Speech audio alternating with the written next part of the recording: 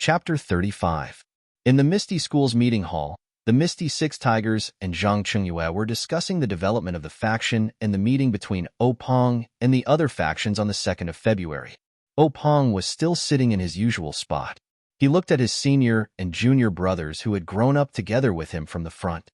After nearly 10 days of rest, he seemed to have completely controlled his power that had skyrocketed. The light in his eyes was already restrained. Based on his appearance, it was impossible to tell that he was a martial arts expert. He had truly returned to his natural state. Peng was very pleased. In fact, he wasn't the only one who was happy. Aside from Zhang Chengyue, who didn't take any pills, everyone else was in a very good mood. Of course, after 10 days of cultivation, their original excitement had already calmed down. What they needed to do now was to readjust the development strategy of the Misty School and work hard to strengthen the faction. They wanted to quickly become a super faction that could stand shoulder to shoulder with the Dalan Temple, Incense Sect, and Heaven's Way Union. Peng coughed and cleared his throat before saying, "Fellow disciples, congratulations again on your great improvement in martial arts." The others returned the greeting and said, "Congratulations, congratulations. Thank you, faction leader, for your help." Peng continued, "Now that our Misty School's strength has greatly improved, I don't know what the other 3 factions are doing. Chengyue, is there any news from them?" Zhang Chengyue quickly said, reporting to faction leader, "There's news from Wanjian Peak. Swordmaster Wan Chengjiu and his protectors have been in seclusion for a few days. After they came out, they were like everyone else and didn't see any outsiders. They must have improved their strength. The Tan family is a family business, and the spies we sent out can't enter the upper echelons, so we don't know the specific situation. As for Yiming Villa, we can't interfere at all. The servants outside know very little and don't know the situation inside the villa." Peng wasn't too happy and said, "Chengyue, you've already done a lot of work in this area, but it's not enough. We need to expand the Misty School in the future. We can't do without news. You need to speed up and use all kinds of methods to nail our spies in the various factions. Without news, we'll be blind." Zhang Chengyue's face was full of guilt as he said, "Yes, master. I'll definitely pay attention in the future." Peng continued, "This is because I didn't instruct you properly. Before, I only let you practice martial arts, but now I need to teach you more about the faction's affairs. In this regard, you should learn more from your 4th martial uncle and be more attentive in the future." Zhang Chengyue nodded. Then, Peng said, "The medicinal herbs in the secret plane, the pharmacy hall has refined another batch of medicinal pills. Now there are nearly 50 pills in total. Martial brothers, tomorrow afternoon, prepare to go into seclusion and practice. Pay attention to keep this a secret. Also, Chengyu, you should inform your junior brothers as well." Everyone nodded. Peng thought for a moment and said, "Chengyu, pick a few of the 2nd and 3rd generation disciples with good aptitudes and come to the discussion hall tomorrow. The core disciples still need to be expanded." At this moment, Shangguan Laosi interjected, "Senior brother sect leader, now that our ethereal sect's strength has increased greatly, we should consider how to expand the scope of our strength." Peng nodded and said, "Yes, this is also one of the topics for today's gathering." Boss Hu suggested, "4th brother, expansion isn't something that can be achieved in one bite. Do you have any ideas?" Shangguan 4th brother said, "These past few days, I've been thinking about this problem. Now I have a little idea." Peng smiled and said, "Then hurry up and say it. Who doesn't know that you're our Misty School's treasure of wisdom?" Shangguan 4th brother said, "Actually, this idea isn't that difficult. I think the first step is to follow Senior's idea and raise the strength of our core disciples. We'll use these core disciples to form an elite group and assign them to the Foreign Affairs Hall to carry out the task of expanding our influence. Our southern sect's strength has increased because of this opportunity. It's not suitable for us to fight with them at this stage. Moreover, Senior may form an alliance with them next time, so we can't touch the south. The Luo Shui gang in the east and the Golden Crow sect in the west used to be weaker than us. They're good targets for us to make a move on. However, if we attack them at the same time, it will divide our strength. Senior needs to weigh the pros and cons." Peng thought for a moment and said, "For now, let's set it as the Luo Shui gang." The Golden Crow sect is in the west, and their influence intersects with the 10,000 Swords sect. I'm afraid they're in cahoots with the 10,000 Swords sect. Who knows, the 10,000 Swords sect might also be watching them. The Luo Shui gang has always been based on the Luo River. This is what we lack. Now that they're still young, we'll take them down first. Advancing on land and water will bring endless benefits to our Misty School. Boss Hu said, "Third brother, water is our weakness. Why don't we attack the Xian Rong sect in the east? After all, the Xian Rong sect's foundation isn't very deep. On land, we're also confident." Openg smiled and said to Boss Hu, "Eldest brother, you and I have been deceived by the Xian Rong sect's low profile. I just received news that the leader of the Xian Rong sect is an abandoned disciple of the Dalan Temple's law-enforcing elder. This Xian Rong sect is obviously a pawn that the Dalan Temple has planted in our Pingyang City and Yu City. We can't act blindly. Besides, although the Luo Shui gang originated from the Luo Shui gang, as long as we make a move first and plan well, our chances of success are still very high." Openg took a sip of tea and continued, "Moreover, our Misty School has always been on land. Pingyang City's location is also sandwiched between the Luo Shui gang, the Golden Crow sect, and the Xian Rong sect. There's limited space for development. If we take over the Luo Shui gang's influence and make use of the Luo River, it'll be very beneficial for the gang's development." Everyone was silent and deep in thought. After half a cup of tea's time, Shangguan Laosi spoke, "Fourth brother, according to this train of thought, I don't think I've sent enough people." Openg said, "I've long thought about this. The development of the Misty School requires manpower. In the past, our sect focused on elites. Now that the strength of our senior disciples has increased, the number of junior disciples is obviously insufficient. How about this, Chungyue? You consider recruiting a batch of disciples recently to strengthen our sect's strength. You can handle the details." Zhang Chungyue nodded in agreement. Then, Openg said to Zhang Chungyue, "Chungyue, you can leave first. Inform your junior brothers that you should also rest well and prepare to improve your skills tomorrow." Zhang Qingyue's excited face was flushed red as he bowed and left. Lu Laowu, who had not interjected all this while, spoke now, "Isn't it just improving your skills? Looking at you, Chungyue, what's there to be excited about?" Zhang Chungyue thought to himself, "Old master, that's improving my skills. How can I not be excited? I heard that you've improved your skills for 20 years. How can I not be excited?" Of course, his mouth still said, "Yes, fifth Shirshu is right. Martial nephew should be calm in the face of chaos." Openg said, "Don't listen to your fifth Shirshu's nonsense. However, you shouldn't be too excited. When you take the medicine, you must use it calmly. Otherwise, it will be a waste." Zhang Chungyue quickly walked out, only wanting to quickly leave fifth Shirshu's sight. When Zhang Chungyue walked out of the conference hall, Openg looked back and said to Lu Laowu with a smile, "Fifth Shitty, Chungyue is a steady child. Don't always make fun of him." Su Laowu also said, "Hee, you're still talking about him.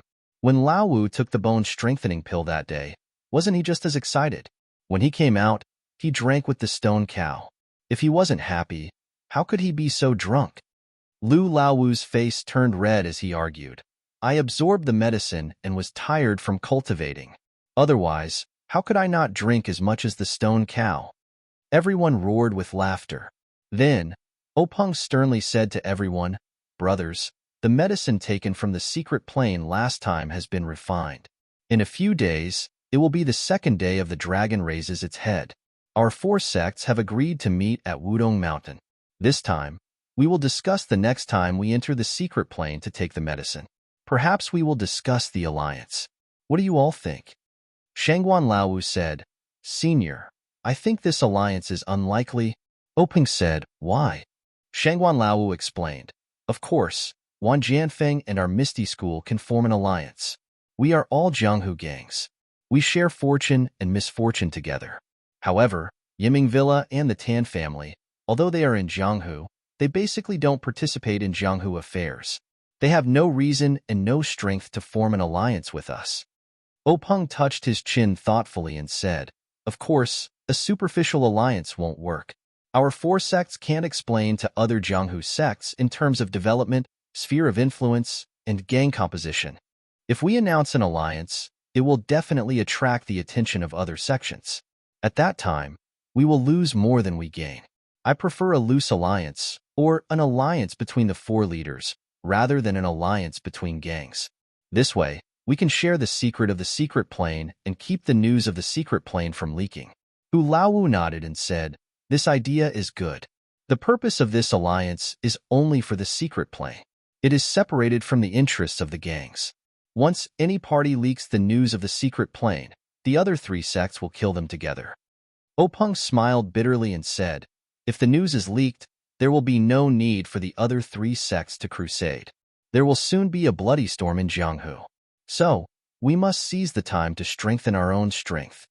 Then, Openg turned his head and asked Li Laowu, who had been looking down and not speaking, "Second Senior, have you read the sword manual?"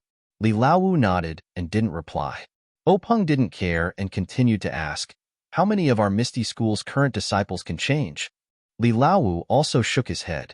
Openg said a little dispiritedly, "Alas, it is indeed inappropriate to change halfway. Fourth Senior, when Chengyu recruits disciples, you can also choose some of them to practice this sword manual. At the same time, you can also ask Second Senior to guide you. It is best if Second Senior can take in a few more disciples." Li Laowu nodded in agreement. It seemed that since his strength improved last time, he was more focused on the cultivation of the sword and didn't speak much. Chapter 36. The main person in charge of cultivating the disciples of the Misty School was Shangguan Laosi, so he naturally nodded in agreement. Openg continued, "Although there are a lot of herbs in this secret plane, they are still limited. Last time I brought back some herbs, I asked Yin to take one of them and cultivate them in her Huanxi mountain villa, but I don't know if it will be effective. 6 Junior brother, you have to pay attention to this. If Yin has any requests, you have to do your best to coordinate." Su Laosi smiled and said, "No problem, 3rd Senior brother. Yin this girl likes to fiddle with strange things the most. Maybe we can really cultivate good herbs for her." At the mention of Openg, this sister, everyone's face was full of smiles. Boss Hu also said, "Time really flies. In the blink of an eye, Yin this little girl is also an adult. How can we not be old?" Lu Laosi, who was drinking silently and didn't participate in the discussion, also said, "That's right. The little girl who peed on my head back then has now become a heroine." Openg glared and said, "These words can only be said in front of the brothers. If there's an outsider or Yin present, you absolutely can't say it." Then he added, "Unless you don't want your big axe anymore." Lu Laosi shrank his head and said, "I know. I don't want this great ant to sink my axe into the Luo River again." Everyone burst into laughter, and the tense atmosphere was swept away. Everyone tasted the tea for a while, then Boss Hu said, "Laosi, it's not far from the 2nd of February. You also have to prepare. Ask Laosi and Laosi to go with you. Also pick a group of capable disciples from the 2nd generation so that they can take care of each other." Openg shook his head and said, "I think this year's 2nd of February will be the same as last year. I will only bring Madame O and a few serving maids. It will look like we are going to the Dragon God Temple to burn incense. We can't let others know." Shangguan Laosi shook his head and said, "3rd Senior brother, our Misty School has made such a big move. There's no way they wouldn't notice it. Maybe they don't know our real trump card, but we can't let our guard down. It's better to bring more people, just in case." Openg pondered for a moment and said, "4th Martial brother, you're still looking at the situation with the same eyes as before. Right now, our martial arts are well known in Jianghu and can be ranked at the top. I believe that if I insist on escaping, there aren't many people in Jianghu who can stop me, and those few people can be counted with one's fingers. How could they lower themselves to ambush me?" Shangguan Laosi gave Boss Hu a look.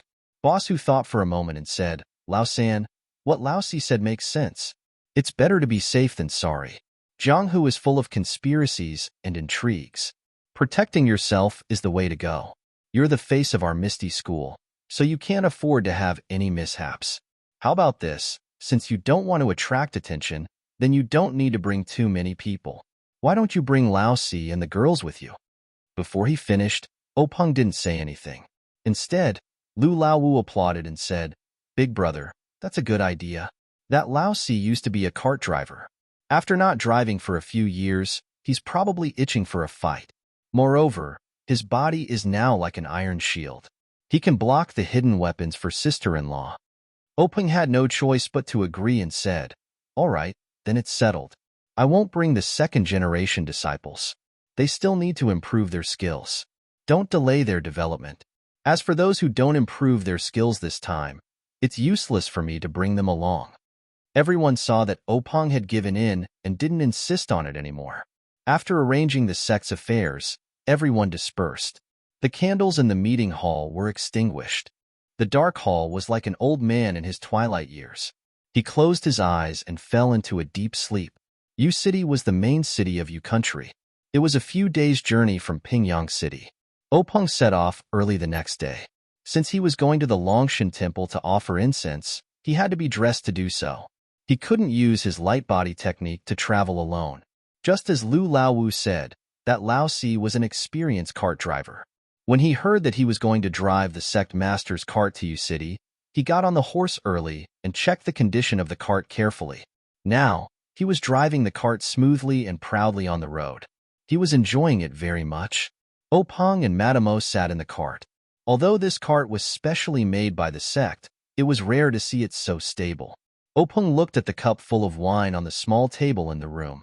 He couldn't help but smile and say to Madame O, "This Lao Si's skills in driving the cart are not to be trifled with. We can't go without him when we go out in the future." Madame O also smiled sweetly and said, "That's a waste of his talent." Openg said, "What is lacking the most in the martial arts world today? Talent. This is talent.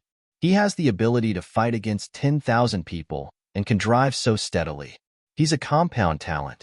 My Misty School has hidden dragons and crouching tigers." Madame O rebuked, "You, the sect master, are serious in the sect. Why do you have a bad smile on your face now? Speaking of compound talents, you're the best in the sect. Not only are you the best in the world at ethereal steps, but you're also the best in making your wife happy." Openg laughed and said to the outside, "Lao Si, good job. You're the best at driving a cart in the sect. I can't compare to you. You're not good at making your wife happy. I'm the best in the sect." When the stone cow heard this, he laughed out loud and drove the cart even harder. Madame O blushed in the cart and hit Openg, causing the maids in the cart to laugh softly. At this time, the Lao Si's wild singing came from outside the cart. It must be because the Lao Si had traveled to a remote place and the Lao Si sang. Everyone listened carefully. The Lao Si sang, "Sister, you sit at the bow of the boat. I walk on the shore. Love and love, the rope swings." It was a song that the Lao Si had learned from somewhere. Everyone couldn't help but laugh. After traveling for a few days, they were about to reach Yu City. The journey was peaceful and they didn't encounter any trouble. The road outside Yu City was very wide and there were many trees planted along the road. The weather was warm now and there were some greenery on the treetops. There were also many passers-by and the cart could no longer gallop as freely as before. However, under the Lao Si's skillful driving, the speed didn't slow down. Madame O looked at the scenery outside the window and praised, "This Yu City is indeed the main city of our Yu nation. It's much more prosperous than Pingyang City. Even the outskirts are so lively. I wonder if the Dragon God Temple is full of people now." When the cart arrived at the Dragon God Temple, they realized that the inside and outside of the temple were full of people. There was no place for the cart to stop. Fortunately, Openg and the rest had martial arts and weren't afraid of the crowd. They moved slowly with the crowd and soon arrived in front of the temple. Everything was the same as in the past. Openg and his wife offered incense to the dragon god, made a wish, kowtowed, and gave alms. Then, they followed the crowd out of the dragon god temple. The Lao Si stood on the cart and looked around. When he saw Openg and the rest coming over, he immediately jumped down from the cart and said, "Sect Master, why are you out so soon?" Openg said, "There are so many people coming here every year. The incense is very prosperous. The monks in the temple are all busy and can't talk to their abbot. We'll talk about it when we have time." The Lao Si gestured for everyone to get on the cart and then asked Openg, "Sect Master, are we going to the Yu City branch now?" Openg waved his hand and said, There's no hurry to go to the branch. Go to the restaurant next door to buy some wine and food. We'll go to Wudong Mountain now. The Laozi agreed and went to buy wine and food. Madame O asked curiously, "Why are we going to Wudong Mountain again? Last time, you, Yiming Jushi, Wan Chengjiu, and Tan Yefeng were drinking wine and discussing heroes at Wudong Mountain. Could it be again this time?" Openg smiled and said, "Yes, I didn't have enough fun last year. Of course, I have to continue this year." Not long after, the Laozi bought the wine and food and then drove to Wudong Mountain. The Dragon God Temple was at the foot of Wudong Mountain. Not long after, the carriage arrived at a place where they could climb the mountain. There were also some wine shops and inns in this place. Openg and the others booked a few rooms and arranged for Madame O and a few maids to rest. Openg took the Laozi and walked up the mountain path. Wudong Mountain was not too high, and it was not the season to climb the mountain. There were not many tourists. Openg used his qinggong to walk in front. Although the Laozi practiced external martial arts and also carried wine and food, he was not much slower than Openg on the mountain path. Not long after, Openg reached the top of the mountain. Then, the Laozi also came up. Looking at the Laozi's calm and steady breathing, Openg could not help but mutter in his heart. Although he had only used 30% of his qinggong, he was good at qinggong. This 30% of his qinggong was already very impressive in the martial arts world, but the Laozi was not much slower than him. It could be seen that the effect of this bone-strengthening pill was extraordinary. At this time, it was almost noon. The top of Wudong Mountain was bathed in sunlight and was very warm. Openg looked under the tree at the top of the mountain. No one had come yet. Openg called the Laozi to walk under the tree. He sat on the stone and let the Laozi place the wine and food he bought one by one in the open space under the tree. Before the Laozi finished placing the wine and food, Openg heard footsteps coming from the mountain path. He stood up and saw a short and strong man coming up from the bottom of the mountain. It was the Wanjin Peak's swordmaster, Wan Chengjiu. Openg stepped forward and bowed. "Brother Wan, how have you been?" Wan Chengjiu leaped to the top of the mountain and returned the greeting. "Sect leader O came really early. We agreed to meet at noon. I thought I was early, but I didn't expect someone to come even earlier." Openg said, "I came a little earlier to arrange the wine and get drunk." Wan Chengjiu said, "Sect leader O is meticulous. I admire you." So the two walked under the tree and chatted. After a while, the sun in the sky was about to hang above their heads. It was almost noon, but the other two still hadn't appeared. Openg and Wan Chengjiu couldn't help but think, could it be that something happened? Just as they were thinking, they heard a voice from the bottom of the mountain. Brother Tan was half a step late. This little brother has won this round. It was Yiming Jushi's hearty laughter. Openg and Wan Chengjiu smiled at each other and turned to look at the intersection. They saw Yiming Jushi's thin figure appear on the path to the top of the mountain. A middle-aged man with a medium build and dressed like a rich man also climbed up the mountain. It was the Tan family's patriarch, Tan Yefeng. Chapter 37. When the four met, they greeted each other. Wan Chengjiu asked, "Why do you say that, Brother Yiming?" Yiming Jushi smiled and said, "Brother Tan and I met at the bottom of the mountain. When we saw that it was almost time, we made a bet to see who would reach the top first. It seems that I'm the early bird that reached first." Openg smiled and said, "Brother Tan's strength isn't in light body technique. You can compete with him in martial arts later." Yiming Jushi waved his hand and said, "I know that. I can't beat him, but today we're only talking about wine and not swords." "Chifo, you're disappointed." Tan Yefeng also spoke. "Brother Yiming has the upper hand in this bet. I'll drink 3 big bowls in a while." Openg and Wan Chengjiu laughed and said, "Brother Tan is a straightforward person. Come, Brother Yiming, Brother Tan, this way please." Everyone came to the bottom of the tree and saw the stone ox standing there like an iron tower. They asked curiously, "Who is this brother?" Openg introduced, "This is the stone ox, a disciple of the Misty School. Stone ox, come and greet Yiming Jushi and the Tan family's patriarch." The stone ox came over and greeted them. Everyone praised and said that the Misty School was really full of hidden talents. Openg also humbly denied it. Then, Openg let the stone ox guard the entrance to the mountain to prevent people from going up the mountain. Everyone sat down. Tan Yefeng first picked up a jar of wine from the ground and poured it into a porcelain bowl. He said to Yinming Jushi, "Watch carefully, I'll drink first." Then, he put the bowl to his mouth and drank it all in one gulp. Then, he drank another bowl. When he drank the third bowl, Openg said, "Brother Tan, we'll drink with you too." After saying that, he also poured a bowl. Yinming Jushi and Wan Chengjiu also agreed and poured a bowl each. Everyone clinked their bowls and drank it all in one gulp. Then, they put the porcelain bowls on the ground. Tan Yefeng was the first to speak. "Brother O, you're really thoughtful. I came in a hurry, and seeing that it's getting late, I've already forgotten about the food and wine. I'm sure Brother Yinming has the same thoughts as me, right?" Yinming Jushi said awkwardly, "That's right. I didn't expect there to be so many people in Dragon God Temple. It took me a bit of time to arrange for my family members, and in the end, I ended up delaying my own matters." Wan Juqing laughed heartily and said, "I didn't waste any time, but I also forgot about these minor details. But Chifo is here to help us.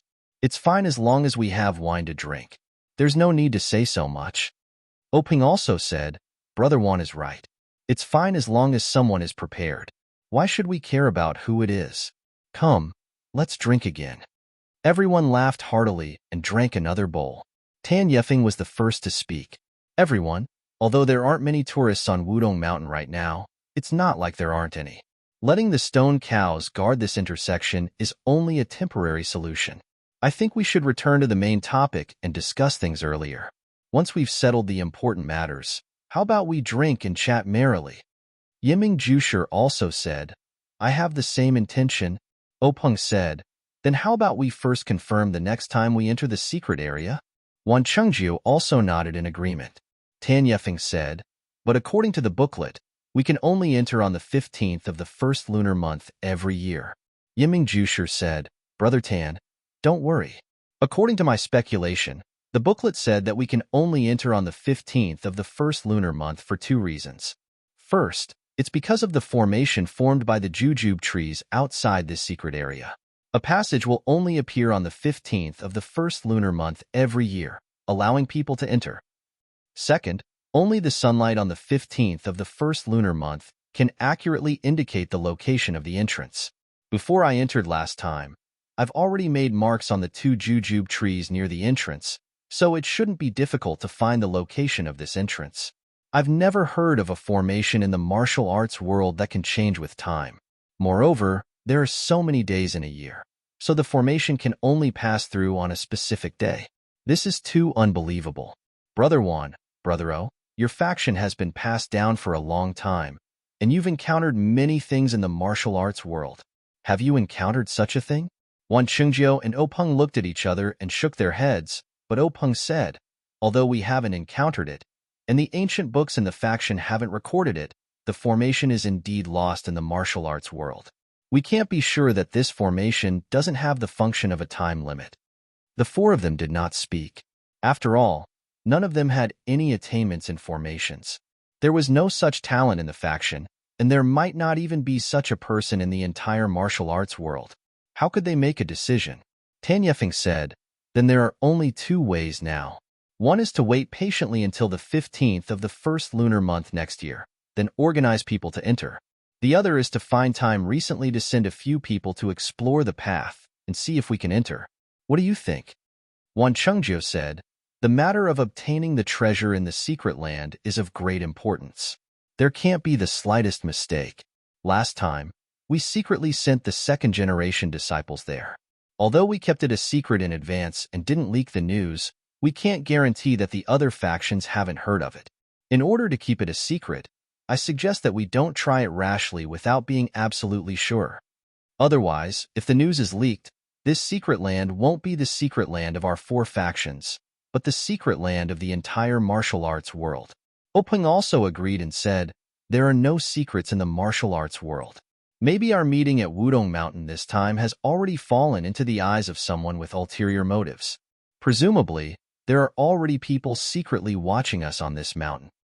Yinming Jushi said, "Are we just going to wait for a year in vain?" Openg said with a smile, "Brother Yinming, you don't know the value of salt and rice until you're in charge. Our faction's actions in the martial arts world can't be compared to your family's power. The composition of our faction is complicated, and it's inevitable that the good and the bad are mixed together. It's very difficult to really do anything in secret. We have to be very careful. Wan Chengjiu also nodded in agreement. Yiming Jusher still didn't give up and said, "Since you all have such intentions, then I'm going to find a time to explore the secret land again. What do you think?" Wan Chengjiu and Openg frowned at the same time. Only Tan Yefeng was expressionless, as if he had already known that Yiming Jusher would have such an idea. Openg saw Tan Yefeng's expression and asked, "What does Brother Tan mean?" Tan Yefeng coughed and said, "In fact, I also have this intention for a long time. I want to explore the secret land before the 15th of the first month of next year. If Brother Yiming didn't mention it, I would have suggested it to you." Wan Chengjiu lowered his head and didn't speak, as if he was thinking. Openg said, "Before deciding whether to go to the jungle or not, I have a proposal to discuss with you and see if it's feasible." Everyone looked at Openg strangely, waiting for him to speak. Openg said, "I suggest that we form an alliance and advance and retreat together in the treasure hunting of the secret land." Yiming Jusher shook his head and said, "Our villa can't form an alliance with your Misty School and Wan Jianfeng. The Jianghu affairs you participate in are too complicated. There are often gang bloody battles.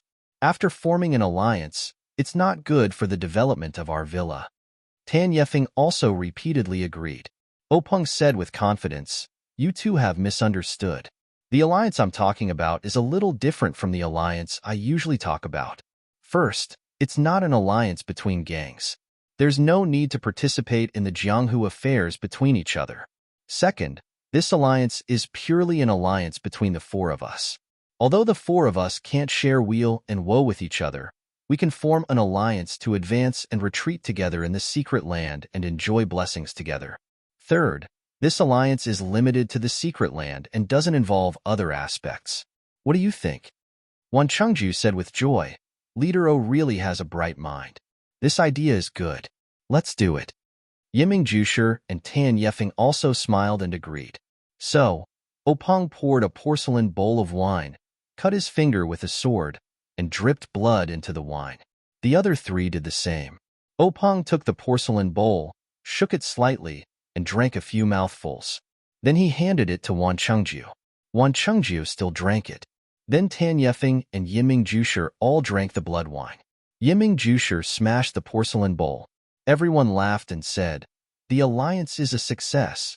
Everyone drank another bowl of wine together. Openg then said, "Since Brother Yiming and Brother Tan insist on going, Brother Wan and I will naturally advance and retreat together with you. How about this? At the end of this month, we'll still send disciples to the same place as last time. Brother Yiming will still lead the way. How about it?" Yiming Jusher said, "No problem. This is my duty. However, this time, do we still send each other's family members to each other's place?" Openg, Wan Chengjiu, and Tan Yefeng looked at each other. Openg said, "Last time was the first time we cooperated, so we didn't feel at ease. Now that we've formed an alliance, we naturally feel at ease. I don't think there's any need." Wan Chengjiu and Tan Yefeng also agreed. At this time, the stone cow walked over quickly and said, "Gang leader, there are a few tourists coming up the mountain path from the foot of the mountain. Should we stop them?" Openg waved his hand and said, "This Wudong mountain isn't our home. Of course, we can't stop others from coming. You don't have to guard it. Just wait here." After saying this, the four poured wine and talked about the strange happenings of the Jianghu with the food and wine. They seemed to be in a leisurely mood. Not long after, a few people came to the top of the mountain. It looked like they were really tourists. After touring the mountain for a while, they saw people drinking and chatting in this picturesque place. They felt disdain and didn't stay long before going down the mountain. Wan Chengjiu asked Openg, "Could it be that we're being paranoid?" Openg smiled and said, "These people aren't, but we can't say that there aren't any at the foot of the mountain. These people know that we're all from the Jianghu and have sharp eyes. How could they come up so easily?" Openg suddenly thought of something and asked Wan Chengjiu, "The news of the secret plane must be kept secret. We can't relax in the slightest. Where is Situ Ping of the evil tiger gang now?" Wan Chengjiu smiled and drank a mouthful of wine. "Brother O, don't worry. Although I'm not as meticulous as you, I still know this. Leader Situ hasn't left Wanjian Peak since she returned with my disciple last time. I've already ordered an elder to accept her as a disciple. Moreover, I've also sent a few capable men to Lu Town. Leader Situ won't be Leader Situ anymore, but Wanjian Peak's Situ Ping. Chapter 38. Ping asked curiously, "What do you mean?" Wan Chengju smiled and said, "If Situ Ping wants to cultivate my 10,000 Swords Peak's martial arts, she naturally has to stay in the 10,000 Swords Peak for a long time. This 10,000 Swords Peak is quite far from Lu Town, so it's naturally inconvenient for her to deal with the matters of the gang. As her martial uncle, I naturally have to do it for her. I have already sent the elite disciples of the gang to Lu Town to take over her evil tiger gang. This kind of small gang, I am only taking care of it for Situ Ping's sake." Peng heard this and only smiled. Brother Wan really is working hard for your disciple. However, in his heart, he said, "This old fox, he's still trying to act innocent after taking advantage." Wan Chengju also said, "Isn't it to protect our secret? Otherwise, why would I be willing to take over this kind of shit?" Everyone said, "Then it's really been hard on Brother Wan. Let's drink a bowl." After that, everyone no longer talked about the secret plane, but talked about the blood of the pugilistic world, romance, and everything else. Only when the food and wine were finished did they split up and go their separate ways. However, they all tacitly agreed not to talk about the treasures they obtained in the secret plane and the improvement of their martial arts. Far away, in a secluded mountain village between Lu Town and Pingyang City, in the same manner that took up a lot of space, there were two people sitting in a large hall in the north. One was a skinny young man, and the other was a middle-aged man whose hair was a little white. They were the evil tiger gang's Situ Liang, hall leader Situ Liang, and Zhao third brother, hall leader Zhao. The two of them were currently drinking tea with their brows furrowed. Hall master Zhao drank a mouthful of tea, but did not seem to be able to taste the tea's fragrance. He heavily placed the teacup on the table and asked Situ Liang, "Hall master Situ, it's been almost a month since there's been any news of the gang leader. We don't even know if he's dead or alive. What should we do?" Situ Liang said unhappily, "Hall master Zhao, what are you saying? How can you say such inauspicious things during the new year?" Hall master Zhao immediately said embarrassedly, "I'm not in a rush. Hey, I take back what I just said." As he said that, he spat on the ground to show that he was taking back what he just said. Then he said, "Without seeing the gang leader, no one had a good year. Who knows what our future will be like?" Situ Liang comforted him. "Although the gang master isn't in the gang, aren't our evil tiger gang's members still here? Everything should be the same as before. It's not like we've wiped out the gang." Hall master Zhao chuckled and said, "Hall master Situ, you're also saying inauspicious words." Situ Liang was stunned for a moment. Then he also spat on the ground and said, "Take it back. Take it back. This is truly annoying, making me speak without thinking." Hall master Zhao said, "It's fine. It's fine. Isn't everyone worried about gang leader's safety?" Situ Liang continued, "In the past, there have been situations where gang master went out and didn't return, but there would still be news coming back. Furthermore, the time he went out was only a few days at most. Now, it's been so long. Could it be, he really—" Situ Liang didn't dare to say anymore. Hall master Zhao continued, "Hall master Situ, when gang leader isn't here, it's the new year. Most of the gang's members are at home celebrating the new year, so there aren't many things to do in the gang. Seeing that the new year is about to end, everyone will be coming back. There are a lot of things to take care of as well. If there is still no news from gang leader, then it doesn't seem too good. At the very least, there will be people's hearts wavering." Situ Liang nodded and said, "That's right. We need to have an agenda so that there won't be any large fluctuations."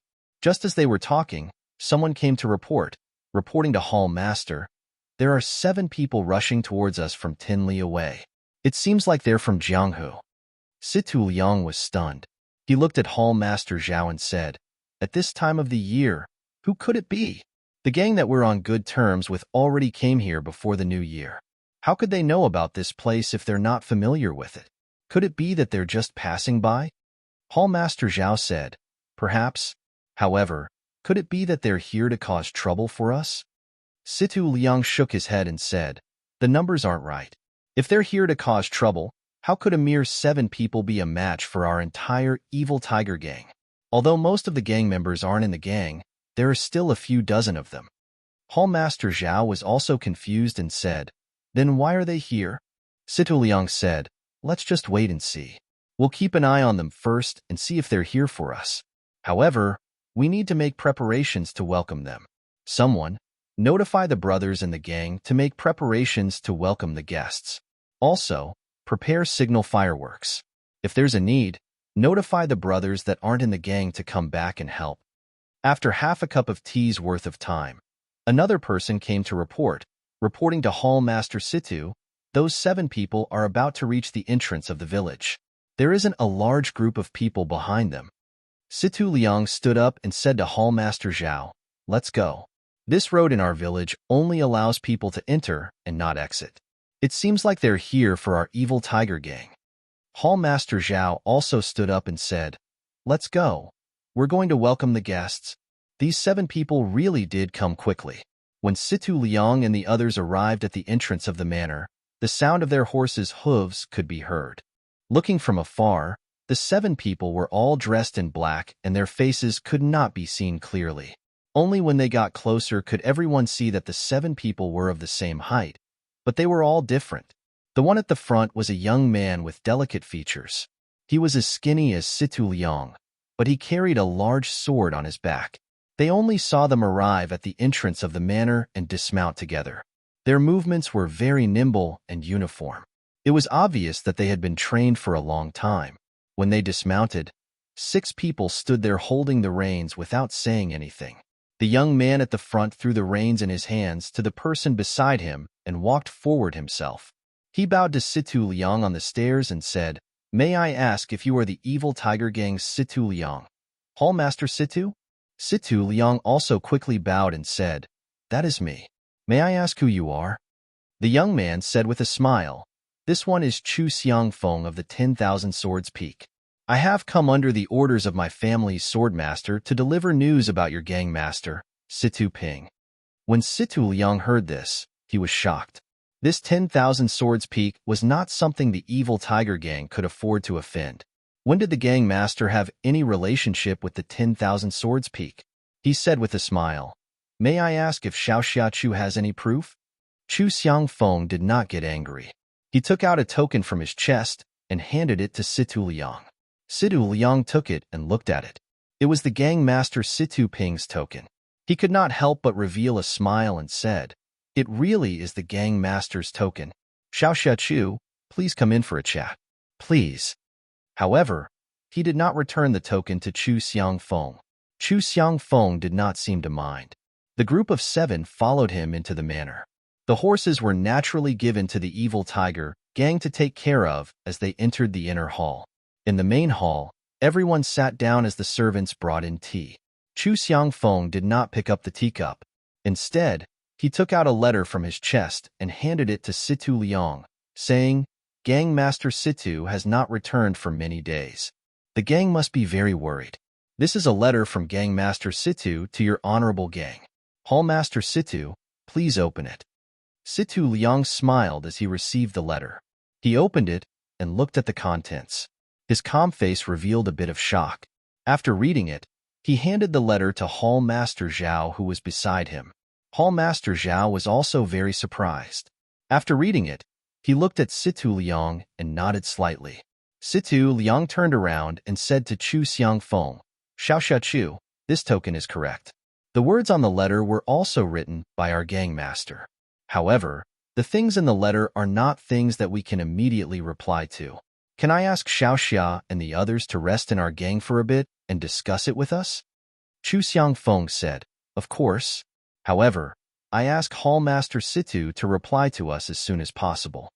After saying this, he stood up with the other 6 people. Situ Liang quickly had the servants arrange for Chu Xiangfeng and the others to rest. After Chu Xiangfeng and the others left, Situ Liang and Hall Master Zhao immediately had their subordinates release the emergency signal for the evil tiger gang to gather the upper echelons of the gang back to the villa to discuss how to deal with the situation. When the signal was sent out, the two hall masters finally let out a sigh of relief. Hall Master Zhao sat in the main hall. Situ Liang excused himself and returned to his room first. Situ Liang quickly walked back to his small room that was not too far away from the main hall. He turned around to take a look before pushing open the door and entering. This small room was very clean. There was a bookshelf near the wall that was filled with books. There was a desk near the window that was filled with brushes, ink, paper, and inkstone. Situ Liang walked in front of the desk and sat on the chair as he looked outside the window. The tree branches outside the window had already turned green and were swaying in the spring breeze. They were full of life. Situ Liang's eyes, however, swept past the signs of spring and looked at the white clouds floating in the sky. After a while, he shook his head and rubbed his temples. He took out Situ Ping's tablet and used the light coming in from outside the window to carefully examine it. Suddenly, he stood up from the chair and placed the tablet on the table. He quickly walked in front of the bookshelf and gently took out a few books. There was a small box behind the bookshelf. Situ Liang carefully placed the box on the table and opened the lid with one hand, revealing a small porcelain bottle inside. Then, he skillfully picked up a brush and opened the lid of the porcelain bottle. He dipped the brush in some liquid and picked up the tablet with one hand. He used the brush to carefully brush a part of the tablet. Sure enough, on that small part of the tablet, 3 words gradually appeared. It was actually peaceful endurance. When Situ Liang finished tidying up the things on the table, the words on the tablet had also disappeared. He put the tablet back into his pocket and sat on the chair as he frowned and thought. In the time it took to eat a meal, the sky had already turned dark. Situ Liang was still sitting there without moving at all. At this time, someone lightly knocked on the door. Situ Liang replied, "Come in." Someone lightly pushed open the door and came in to report, "Hall Master Situ, Elder Chu, Hall Master Xing and Hall Master Zhang have already returned. They are currently talking to Hall Master Zhao. Hall Master Zhao told me to inform Hall Master Xing." Situ Liang said softly, "All right, I got it. I'll be there soon." Situ Liang waited for a while and seemed to have made a decision. Only then did he calmly stand up and tidy up the clothes on his body. Slowly, he walked out of the room. The room was not very far from the main hall, but Situ Liang did not walk quickly. The path in the dusk was no different from usual. However, Situ Liang knew that the evil tiger clan today was different from the evil tiger clan of the past. Chapter 39. When Situ Liang walked into the hall, there were 3 people whispering to each other. Hall Master Zhao silently sat in his original position and drank tea. It was as if he hadn't moved at all since Situ Liang left. Situ Liang's footsteps caused the 3 of them to stop talking. The 3 of them exchanged glances. The white-haired old man did not get up from his chair, but the other 2 stood up. One of them had a medium build and looked like a very capable man. The other was a slightly taller build and had a clean face. He looked like he was in his 40s or 50s. They walked to the center of the hall to welcome Situ Liang. The 3 of them greeted each other. Situ Liang asked, "Hall Master Zhang, Hall Master Xing, how was your New Year's at home this year?" The rich middle-aged man said, "It was all right. New Year's with my family is naturally interesting. Compared to Hall Master Situ staying alone in the gang, I feel a bit uneasy." Situ Liang waved his hand and said, "I am alone. Isn't it the same wherever I go? Do you want Brother Zhang, who has a bunch of wives, to stay with me? I heard that Brother Zhang just found a young concubine before the New Year's." The capable man's face was a bit red as he hurriedly said, "Hall Master Situ, you have wronged me. I am only a mortal. I cannot cut off my emotions and desires. I cannot compare to Hall Master Situ, who has received the teachings of an immortal. You can cut off your mortal fate and leave the world of mortals." Hearing this, Situ Liang said with a strange expression, "Brother Zhang, do you think I am a monk? I am still preparing to find someone to carry on my family line." Hearing this, the 2 of them said, "That's good. We have been waiting for that day." While the 3 of them were chatting, Elder Chu was getting impatient. He lightly coughed. Hearing this, Situ Liang quickly walked over and bowed. Elder Chu frowned and nodded, indicating for Situ Liang to sit. Only then did Situ Liang walk over to the chair across from Elder Chu and sit down.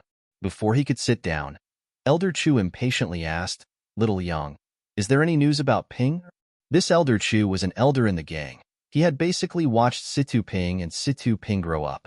Normally, in the hall, he would call them Gang Master and Hall Master. Now that he suddenly called them by their nicknames, it seemed like he was very worried about Situ Ping.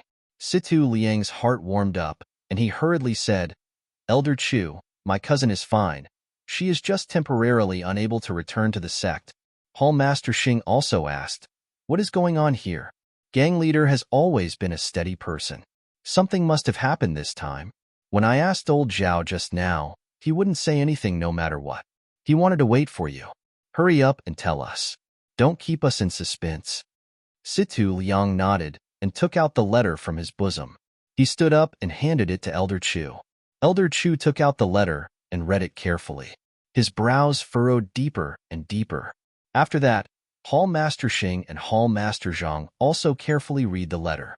After everyone finished reading the letter, the hall fell into a dead silence. Elder Chu was the first to speak, asking, "Little Liang, this letter is real, right?" Situ Liang nodded and said, "This is indeed my cousin's handwriting, and the time matches as well. It shouldn't be fake." Hall Master Zhang continued, "But this is strange. Why would Myriad Sword Peak accept the gang leader as a disciple? The gang leader has already passed the best time to practice martial arts. Now that she has joined the Myriad Sword Peak, how can she stand out?" Hall Master Xing also said, "The most suspicious thing is that the gang leader actually allowed the Myriad Sword Peak disciples to temporarily manage the gang's affairs while she is away. What does this mean?" Situ Liang also said, "If gang leader joins the 10,000 Swords Peak, then we will naturally become a branch of the 10,000 Swords Peak. To our evil tiger gang, this can be considered a blessing from the heavens. However, the gang leader can't come back immediately. Could it be that she needs to cultivate high-level martial arts?" Elder Chu frowned and said, "Our little bit of power to the Myriad Sword Peak is like a piece of meat on a fly. Why would they care about it? They even let a few disciples take over. Aren't they placing too much importance on it?" Hall Master Zhao was silent for a while before saying, "There are too many suspicious points in this matter. We should at least let the gang leader come back and give a detailed explanation. Just by finding a few people and a letter, they want us to give our hard-earned territory to others. Isn't this just child's play?" Situ Liang gave a bitter smile and said, "Then what should we do? Can we not endure it?" The word endure seemed to be especially clear. The rest of the people did not say anything. That's right. What else could they do? In front of absolute martial arts, any schemes or resistance would be futile. However, seeing that everyone was silent, Elder Chu asked, "Where are the Myriad Sword Peak disciples?" Situ Liang said, "They've all been arranged to rest. They should have finished eating dinner by now." Elder Chu said, "Then let them come over for everyone to meet and discuss the details."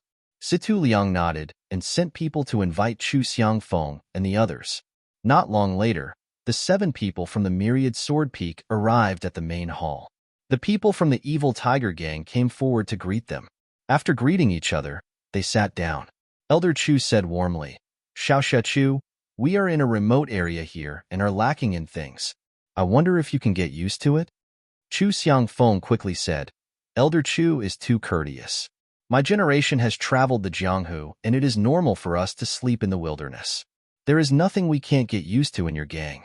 Elder Chu stroked his beard and said, "That's good." Then he asked, "Can Xiao Chu explain in detail the situation of our gang leader Situ?" Chu Xiangfeng smiled and said, "Senior sister Situ is very fortunate. She was coincidentally chosen by our Myriad Sword Peak's Elder Yunfeng and taken in as a disciple. She is currently cultivating in seclusion at the Myriad Sword Peak. Elder Yun is a famous expert in our sect. I'm sure that senior sister Situ's martial arts will improve even further and enter the ranks of the Jianghu experts. As for the details, Chu is not too clear either. Everything will have to wait for senior sister Situ to return and ask her in detail." Chu Xiangfeng's words were watertight, and no one was able to get any clues from him. Seeing that no one was speaking, Chu Xiangfeng smiled and said, "Chu is here on orders from my master to temporarily take over the affairs of your gang. May I know how the discussion went?" Although these words were spoken to the crowd, Chu Xiangfeng's eyes were fixed on Elder Chu, who was sitting at the head of the table. Elder Chu saw Chu Xiangfeng's gaze and was about to speak when someone else spoke first. "Young hero, Chu wants us to listen to your commands with just a letter. How can we be convinced?" Chu Xiangfeng turned his head and saw Hall Master Xing. Chu Xiangfeng asked, "Hall Master Xing, what do you think we should do?" Hall Master Xing said, "No matter what, you have to get past me first and let me experience the swordsmanship of the myriad sword peak." Elder Chu hurriedly stopped him. "Hall Master Xing, you can't be so rude."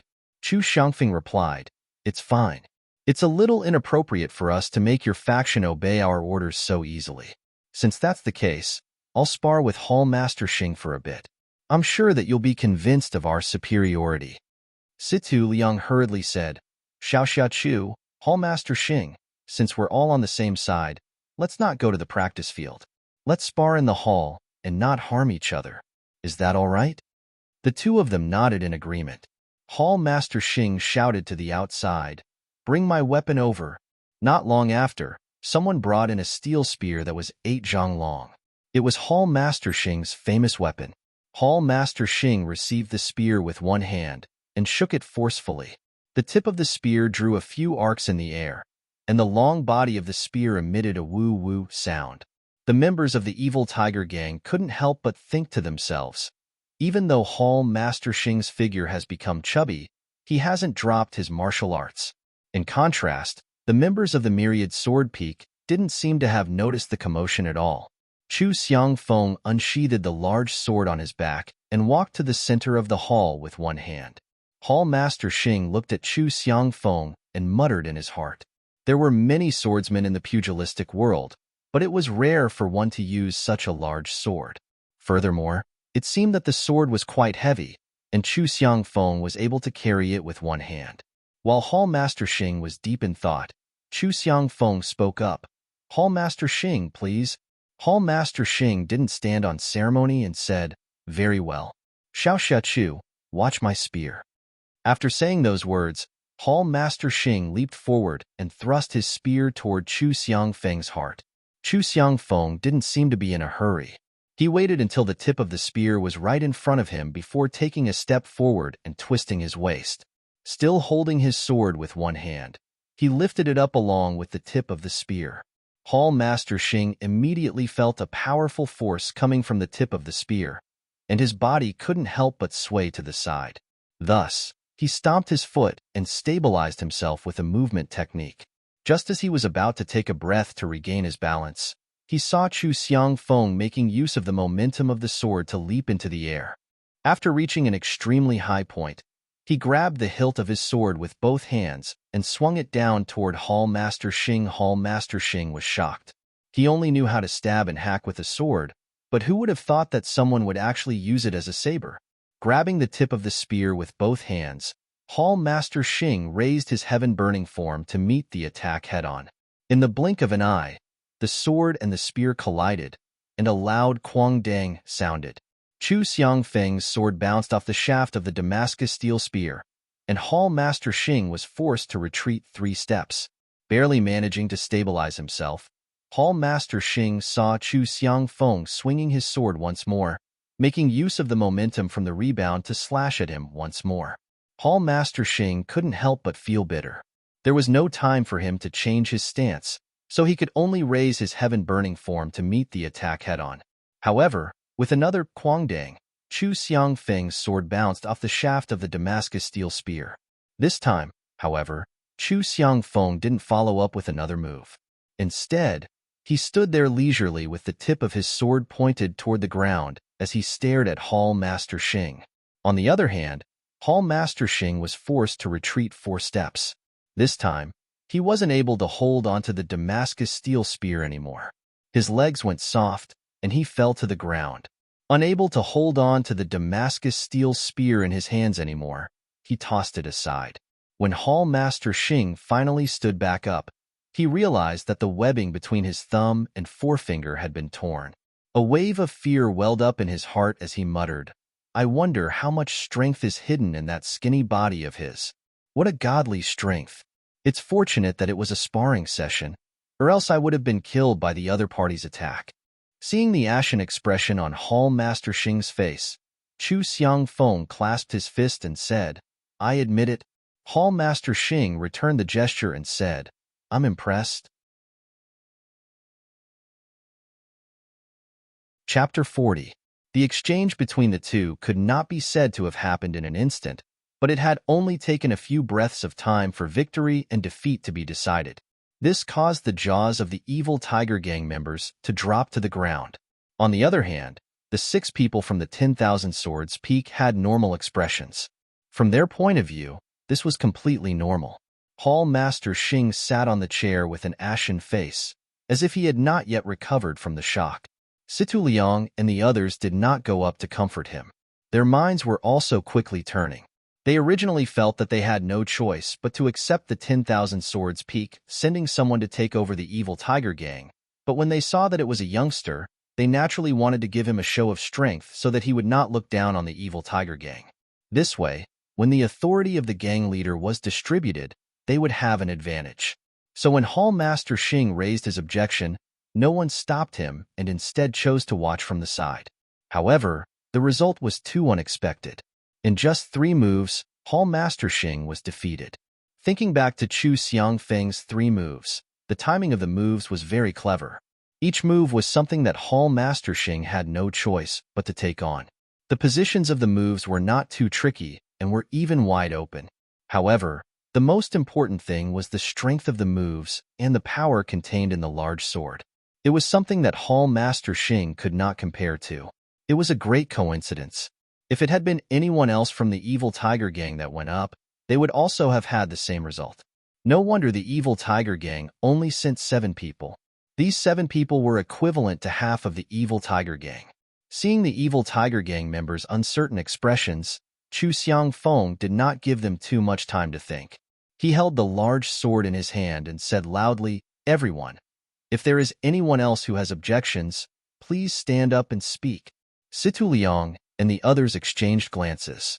Elder Chu stood up and said, "Xiao Chu, please put away your sword. We do not have any objections."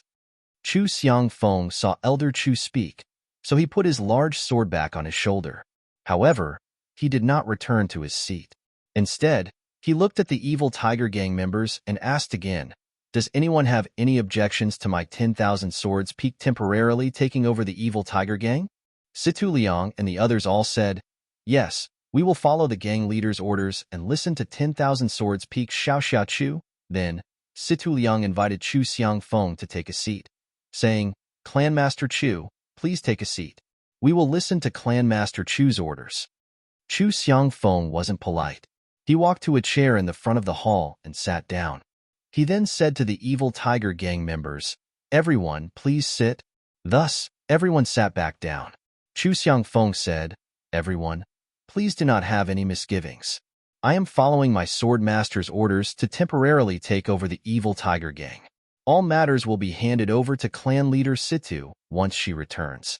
Moreover, before clan leader Situ returns, the matters of the gang will still be handled by Elder Chu, Hall leader Situ, and the others. We will not interfere. We only ask that Hall leader Situ give us an explanation before you do anything." Situ Liang and the others were very puzzled. What was this? Taking over the position of clan leader and not using the clan leader's strength, he did not care about the matters of the gang. Hall Master Xing even looked at his cracked palm in regret. If he knew this would happen, he would not have competed with this person and lost his face for nothing. However, everyone had their own explanations. The evil Tiger Gang was their entire world in their eyes and could not be violated. However, in the eyes of this person, they were nothing more than chicken ribs. This Chu Xiangfeng probably didn't want to come, but because of his master's orders, he decided to not interfere and let them develop on their own. Thinking of this, everyone revealed expressions of relief. Chu Xiangfeng saw that everyone understood his intentions, so he didn't want to stay in the hall for too long. He said, Then I'll have to trouble everyone with the matters of the evil tiger gang in the future. We will temporarily stay in the place arranged for us this afternoon. If there is nothing important, do not disturb our cultivation." After saying this, he cupped his hands and bid farewell to the evil tiger gang members. The group of people returned to their living quarters. When they returned to their living quarters, Chu Xiangfeng had everyone enter their own rooms and left one person to guard the door. Looking at the 5 people in the room, Chu Xiangfeng said with satisfaction, "Today, the matters of the evil tiger gang have been settled. From today onwards, we will guard this place and wait for the sword master's next orders. 2 junior brothers Wang, you should rest well tonight. Tomorrow morning, you will go to Lu Town and watch over that place. If any Jianghu people appear, immediately inform us." 2 of them cupped their hands and agreed. Afterwards, Chu Xiangfeng ordered the rest of the people, "The rest of you will follow our habits in the 10,000 Swords Peak and continue to practice martial arts. Do not slack off." Everyone agreed and went their separate ways. Situ Liang and the others were in the hall. After a moment of silence, Elder Chu opened his mouth and asked, "Little Liang, where have you arranged for young hero Chu and the others to stay?" He did not address them as Sect Master Chu. Situ Liang said, "Arrange for them to be in East Room 1 to East Room 7. Elder Chu said, "It's better to let them stay in the VIP rooms." Situ Liang replied, "All right, I will immediately arrange for people to take care of it." At that time, it was because I read the letter that my heart was in a mess. That's why the arrangements were inappropriate. Elder Chu then said, "How about this? Everyone is tired today. Let's go back and rest first. If there is anything else, we can discuss it tomorrow morning. How about that?" Everyone also left. Situ Liang leisurely returned to his own room. The room was not lit up with an oil lamp, so it was completely dark. He walked into the familiar darkness and closed the door tightly. He walked in front of his desk and just stood there. He looked at the moon covered by dark clouds outside the window and did not move for a long time. After a while, he seemed to have sorted out his thoughts. Only then did he light up the oil lamp. The bean-sized flame quickly filled the room with light.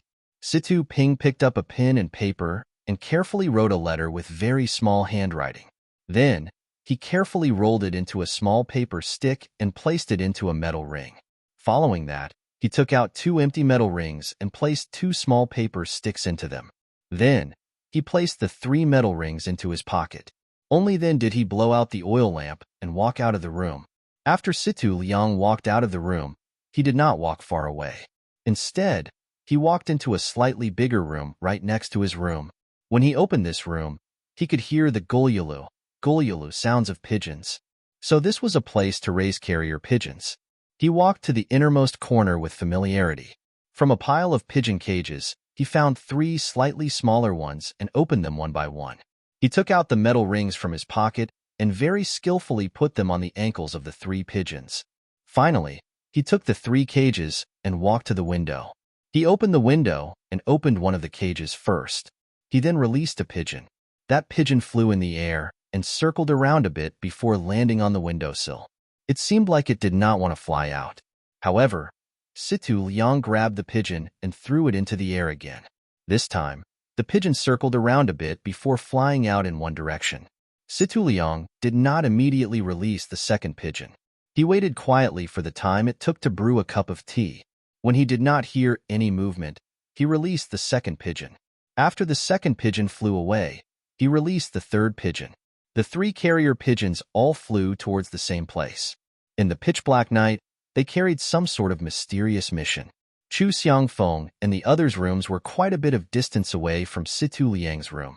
They were in different parts of the hall, so they did not notice anything. The evil tiger gang members were already used to the pigeons flying out, so the sound of the 3 pigeons flying out did not catch anyone's attention. After Situ Liang finished doing all of this, he returned to his own room. This time, he did not light a lamp. Instead, he walked to the side of the Kong bed and slept with his clothes on. Everything in the evil tiger gang fell silent under the moonlit night. Occasionally, there would be a gang member on duty who would walk past unsteadily with sleepy eyes. Everyone had fallen asleep with their own thoughts. In the Zhang family's courtyard in the Guozhuang house, everyone was also sleeping peacefully. Only waves of suppressed coughing could be heard from Grandma's room. Grandma was lying on the Kong bed and using the blanket to tightly cover her mouth. Her ears were turned to the side, but she would occasionally listen in Zhang Xiaohua's direction. Although the moonlight outside the window was bright, the room was still very dark. There was no movement from Zhang Xiaohua's side, but Grandma was worried that she would wake up her beloved grandson and disturb his sweet dreams. However, with her disappointing body, she felt very stuffy in her chest and could not help but cough. She could not walk out of the room, nor did she want to disturb her grandson, so what could she do? What made her feel gratified was that Zhang Xiaohua was sleeping very peacefully. She thought that perhaps she should tell her child's mother to let her live in her relative's wooden hut tomorrow. Only then would she be able to feel at ease. At this time, Zhang Xiaohua seemed to have turned over. Grandma quickly closed her mouth and suppressed the coughing that was already close to her throat. However, how could she suppress this kind of cough? Grandma's throat was itchy and her face was red. When she heard that Zhang Xiaohua was no longer moving, she carefully coughed out. However, because she had suppressed it for a while, the coughing became much more intense. Grandma even felt that some liquid had been coughed out onto the blanket. In the middle of the night, Grandma did not fall asleep. After waiting for the rooster to crow a few times, she felt that it was already dawn. Grandma quickly got up and groped her way out. The small courtyard was still very quiet. Grandma did not hear any other sounds. Presumably, Guasufei and Lucian had not woken up either. Grandma did not walk to the center of the courtyard. She leaned against the wall outside the room and used a towel to cover her coughing.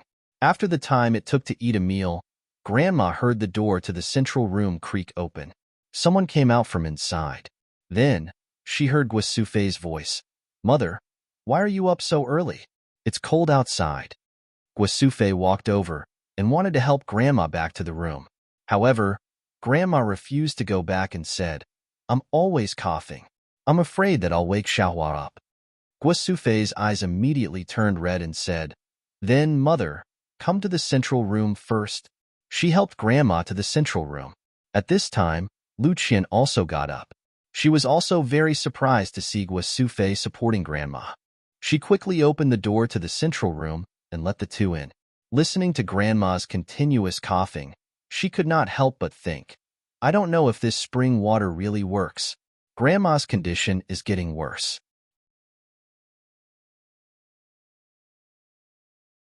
Chapter 41. A new day had begun, and everyone was busy with their own matters. Grandmother was also sitting in the courtyard, enjoying the rare sunshine. Guasufei saw that the weather was very good, and the sun was shining brightly. She wanted to take out the quilts and mattresses in the house to dry. First, she hung the quilts in her room and Zhang Xiaolong's room to dry. Then, she went to Grandmother's room to tidy up Grandmother's and Zhang Xiaohua's quilts. But after she walked into the room, the family outside heard her cry out. Grandmother's ears were sharp, and she said, "What's going on?" "Guasufei." Then, Guasufei's voice came from the room. "It's nothing, Mother. There's a mouse." Zhang Kai, who was fiddling with the farm tools, laughed and said, "You're already so old. Why are you still afraid of that little thing? It's a bit funny." When Zhang Xiaohua heard this, he quickly bounced over and said, "Mother, where's the mouse? I'll help you. I'm the best at catching mice." But he ran into the room and saw his mother sitting by Grandmother's Kong. She was holding Grandmother's quilt and sobbing softly. When Zhang Xiaohua saw this scene, he carefully walked over and asked his mother in a low voice, "What's wrong, Mother?" Guasufei sobbed weakly and did not speak. Zhang Xiaohua looked at the quilt in his mother's hand and realized that the top of the quilt was black. Zhang Xiaohua did not understand what was going on and asked his mother, "Mother, why are you holding the quilt? Isn't it just dirty? I'll help you wash it, okay?" Hearing her son's obedient words, Guasufei was even more sad. She suppressed her sobs and said with a hoarse voice, "Xiaohua, this quilt isn't dirty. It's your grandmother who coughed up blood." Zhang Xiaohua felt a buzzing sound in his head. He was in a daze. He quickly asked, "Then, is Grandma going to die?" Guasufei listened to her son's innocent words, and her heart felt like she had eaten Chinese gold thread. She said, "Good son. Mother doesn't know either." Zhang Xiaohua said with a sad face, I don't want grandmother to die. Guasufei stretched out her arm and pulled her son into her embrace. She stroked her son's hair with her other hand and said, Mother also doesn't want to, but look at Xiaohua. She's almost catching up with Mother. Mother is also old. Grandmother, she will leave us sooner or later. Zhang Xiaohua was about to cry as she said, I don't want to grow taller, Mother. I don't want grandmother to leave me. Guasufei had already held back her sobs. She hugged her son and sighed softly. At this time, Zhang Xiaohua thought of Lu Qian's words. He asked, Mother, Sister Lu told me that there are immortals who can live forever. If we find them, will Grandma not leave us? Guasufei said, Maybe, Xiaohua. That's what the stories say, but no one has ever seen an immortal before. Zhang Xiaohua said, Then I'll go find the immortals and ask them to save Grandma. Guasufei said lovingly, Good boy. Then she looked at her son.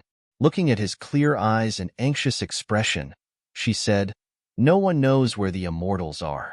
Where are you going to find them? And it's too late to find them now. Why don't you accompany Grandma and let her hear your voice more? Zhang Xiaohua nodded vigorously when he heard this, as if he really understood. At this time, Zhang Kai shouted outside, Xiaohua, have you killed the mice? Guasufei also shouted, They've all run away. Where are we going to kill them? Then she said to Zhang Xiaohua, Let's go out, but don't cry when we go out. Don't let your grandmother know. Zhang Xiaohua nodded in agreement. Guasufei walked out of the house with the quilt in her arms. Zhang Xiaohua walked behind her with his head down. Guasufei went to dry the quilt. Zhang Xiaohua walked to Grandma and said, Grandma, are you thirsty? Shall I get some water for you? Grandma smiled and said, Yes, I'm a little thirsty.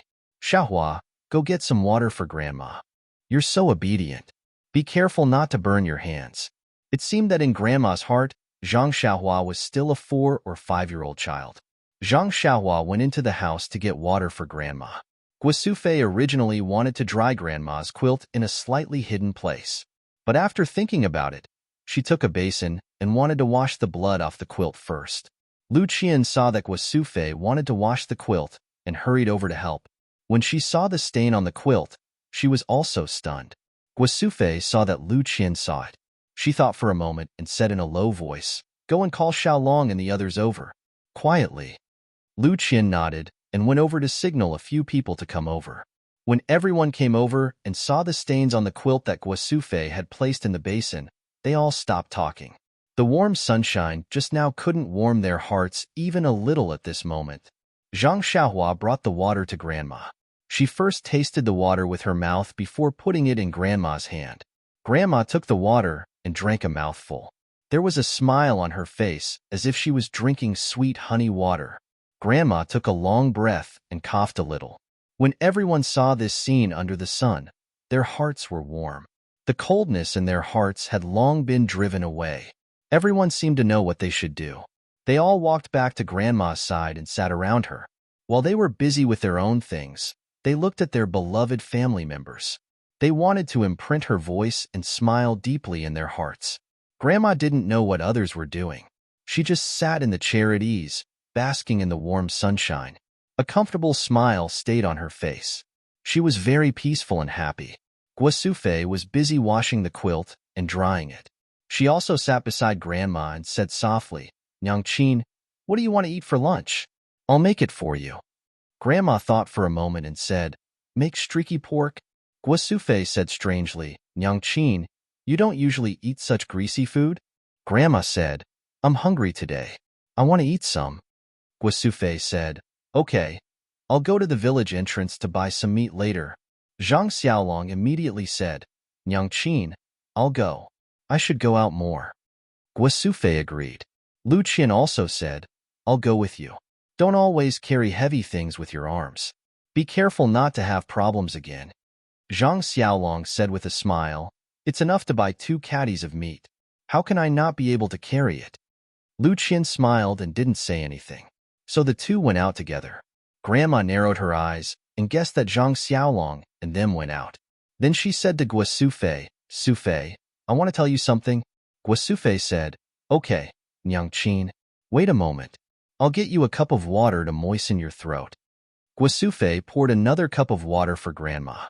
Then she moved a stool and sat opposite Grandma. She asked Grandma, "Nyangqin, what do you want to say?" Grandma said, "Sufei, did you vomit on my quilt?" Guasufei's face was shocked. She immediately said, "No, Nyangqin, no. It's just a little dirty. I'll wash it." Grandma sighed and said, "Ai, Sufei, you don't have to hide it from me. I vomited on my own. How can I not know? It's just that I'm not sure. You can ask Shao Kai and the others to go over and take a look. I can hear it. I know in my heart." Guasufei said, "Nyangqin, don't think too much. Your cough will definitely get better." Grandma said with a smile, "You silly child. Why are you like Xiaohua? You're already 40 or 50 years old. You're still comforting your Nyangqin." Guasufei began to wipe her tears again. She cried and said, "Nyangqin," Grandma continued, "Sufei, you have to be more open-minded. Birth, old age, illness, and death are unavoidable. That year when your father passed away, I was also sad for a long time before I woke up. At that time, I was only sad for myself and didn't care about you. This time, it's my turn. I have to make you sad again. AI, there's no other way. Your father and I worked hard our whole lives and didn't let you live a good life. With Shao Kai taking care of you, I'm relieved. Xiaolong, Xiaohu, and Xiaohua are all good children. After I leave, don't let them miss me too much. Be busy with farm work. Will pray to the gods to protect you all in the underworld." Zhang Xiaohua's heart ached when he heard this. He hugged Grandma and said, "Grandma, don't worry. I'll protect Nyangqin well." Grandma stroked Zhang Xiaohua's hair and said kindly, "I know that Xiaohua will grow up to be a man and will protect the family. I'm very relieved." Then, Grandma said, "Sufei, I don't have any wishes in this life. I'm satisfied to see you and Shao Kai live a comfortable life without quarrels. It's just that before I leave, I don't see Xiaolong get married and hold a great-grandchild. It's a bit regretful. I think Lu Qian is a good child. You must find a way to marry her. That's our family's Xiaolong's good fortune." Everyone surrounded their grandmother and listened to her speak. In their sadness, they did not notice that there were two people who were walking to the gate of the small courtyard. When the two of them heard the two words Lu Qian, they stopped in their tracks and listened carefully to what their grandmother was saying in the small courtyard. Guasufei continued, "Nyangqin, you're right. Lu Qian is a good child. There's nothing to nitpick about her words and actions. Moreover, her appearance and figure are 1 in 100. Being able to marry into our family is because Xiaolong accumulated good karma in his previous life." But Guasufei wanted to say something but stopped. She didn't want to disturb her mother's good dream. However, there was a big gap between their family and the Lu family. If she rashly promised her mother now and couldn't fulfill it in the future, wouldn't her mother be unable to rest in peace in the afterlife? Grandma seemed to know what she wanted to say. She patted Guasufei's hand and said, "Sufei, Lu Qian isn't a child who despises the poor and loves the rich. If she likes our family's Xiaolong, she would have already married him. Mr. Lu is educated and reasonable. I think he would agree. You should find time to sound Lu Qian out. If she doesn't have any feelings for our family's Xiaolong, then forget it. Don't force her. I heard from Xiaohua that Xiaolong's injury will be healed soon. You should also let her go back quickly. Staying in our family is not good for Lu Qian's reputation. Although we saved her, she has also taken care of our family for so long." Guasufei said, "Okay, Nyangqin, I'll tell Lu Qian tomorrow and let her go home quickly." Grandma heard this and a trace of disappointment appeared on her face. At this time, someone ran in from outside and said, "Qian Qian is not going home." Chapter 42. The person who came in was Zhang Xiaolong. The two of them stood at the door and listened to the conversation between grandmother and mother. Lu Qian's face was red with embarrassment. Zhang Xiaolong listened and looked at Lu Qian's expression. When he saw grandmother's disappointed expression, he couldn't help but pull Lu Qian's hand and rushed into the courtyard. He said with a happy heart, "Qian Qian won't go home." Lu Qian blushed and wanted to withdraw her hand, but for some reason, she didn't do it. Instead, she obediently followed behind Zhang Xiaolong and ran into the courtyard. As he ran, He thought to himself, thank the gods and Buddhas, this layer of window paper has finally been pierced through. Some time ago, I was still worried that if Guasufei asked me again, how should I deal with it? Now, it's all gone because of Zhang Xiaolong's impulsiveness. This Zhang Xiaolong is really my lucky star. It's fate. Everyone looked at the two people who rushed into the courtyard inexplicably. When they stood in front of grandmother, they saw Zhang Xiaolong holding Lu Qian's hand. Their faces immediately showed an understanding expression. So it was like this. Zhang Xiaolong saw everyone's ambiguous gaze, and then noticed Lu Qian's soft and smooth hand in his hand. For a moment, he didn't know whether to let go or continue holding it. Guasufei saw her son's embarrassment and quickly asked, Xiaolong, just now you said that Qian won't go home. Is it Qian's idea? Zhang Xiaolong pulled a long face and didn't know how to answer. At this time, the little hand in his hand gently scratched his finger. He understood and said happily, yes, mother, it was Qian who told me. Everyone was overjoyed. Grandmother was so happy that she couldn't close her mouth. Guasufei walked in front of Lu Qian and asked in disbelief, Qian, this is a lifelong event. You have to think carefully. Don't regret it in the future. Others didn't think too much about it. They knew that Guasufei wanted to confirm Lu Qian's thoughts. Lu Qian was happy in her heart. This family was really simple. This should be the advice of her family, but they said it first. Lu Qian also knew that this time, she couldn't hesitate like last time. She finally nodded slightly, then broke free from Zhang Xiaolong's hand and ran out. Guasufei saw and quickly pushed her son and said, why aren't you chasing? As if awakening from a dream, Zhang Xiaolong said, okay. But after taking a few steps, he came back and said, Father, give me some money. We went out to buy meat and didn't bring any money. Zhang Kai hurriedly took out some silver from his bosom and gave it to Xiaolong. Xiaolong took it and quickly ran out to catch up with Lu Qian, who was obviously waiting for him outside the courtyard. When Grandma heard that Zhang Xiaolong had run far away, she smiled and said, this child is really fated with Qian. Even without money, he can still turn it into an opportunity. When I heard what you said just now, I thought that there was no chance between him and Qian. Guasufei also said emotionally, yeah, last time I asked Qian for her opinion, but she seemed to be unwilling. I didn't know how to ask again. Now it's all settled. Zhang Kai also said happily, Xiaohua, go to the entrance of the village and get me some wine. Let me be happy too. Zhang Xiaohua said, okay. She got up and ran out. When she ran far away, Guasufei asked, did you give Xiaohua any money? Zhang Kai said gloomily, no, I'll wait for him to come back. In the next few days, the Zhang family was a scene of joy and harmony.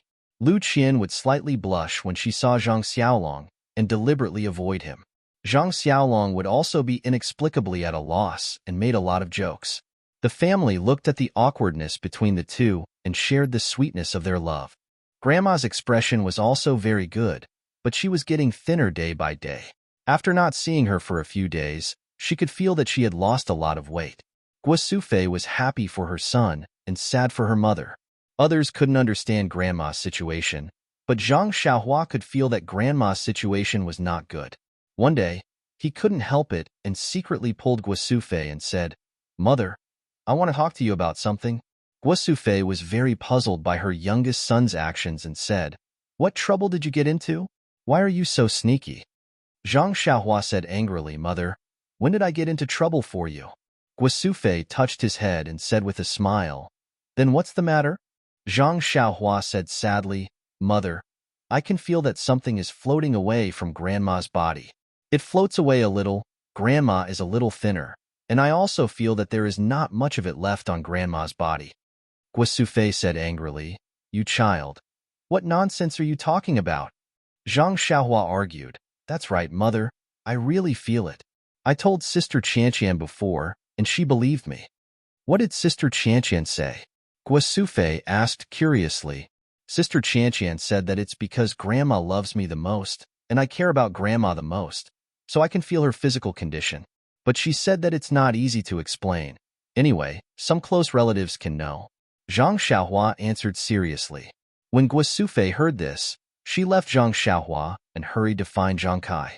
Zhang Xiaohua saw that his mother cared about what he said and was not like what he thought, so he was very happy and went to accompany Grandma. Guo Sufei saw Zhang Kai and told Zhang Xiaohua's words to Zhang Xiaohua. Zhang Kai thought for a moment and said, "I've heard of such things before. What Xiaohua said may be true. It seems that we have to make some preparations first." When Guo Sufei heard this, she could only nod sadly. However, she immediately asked Zhang Kai, "What about Qianqian and Xiaolong's matter?" Firstly, Mother wants to see Xiaolong get married. Secondly, if Mother really goes, then Xiaolong and Qianqian's matter will have to be pushed back. "I don't know what will happen," Zhang Kai said. "Why don't we go to Lu Qian's house to propose marriage in a few days? It's best if we can do it before Mother leaves. If not, we can settle this matter first." Guo Sufei also nodded and said, "Then I'll ask Qianqian's opinion first." That night, Guo Sufei told Lu Qian about the marriage proposal.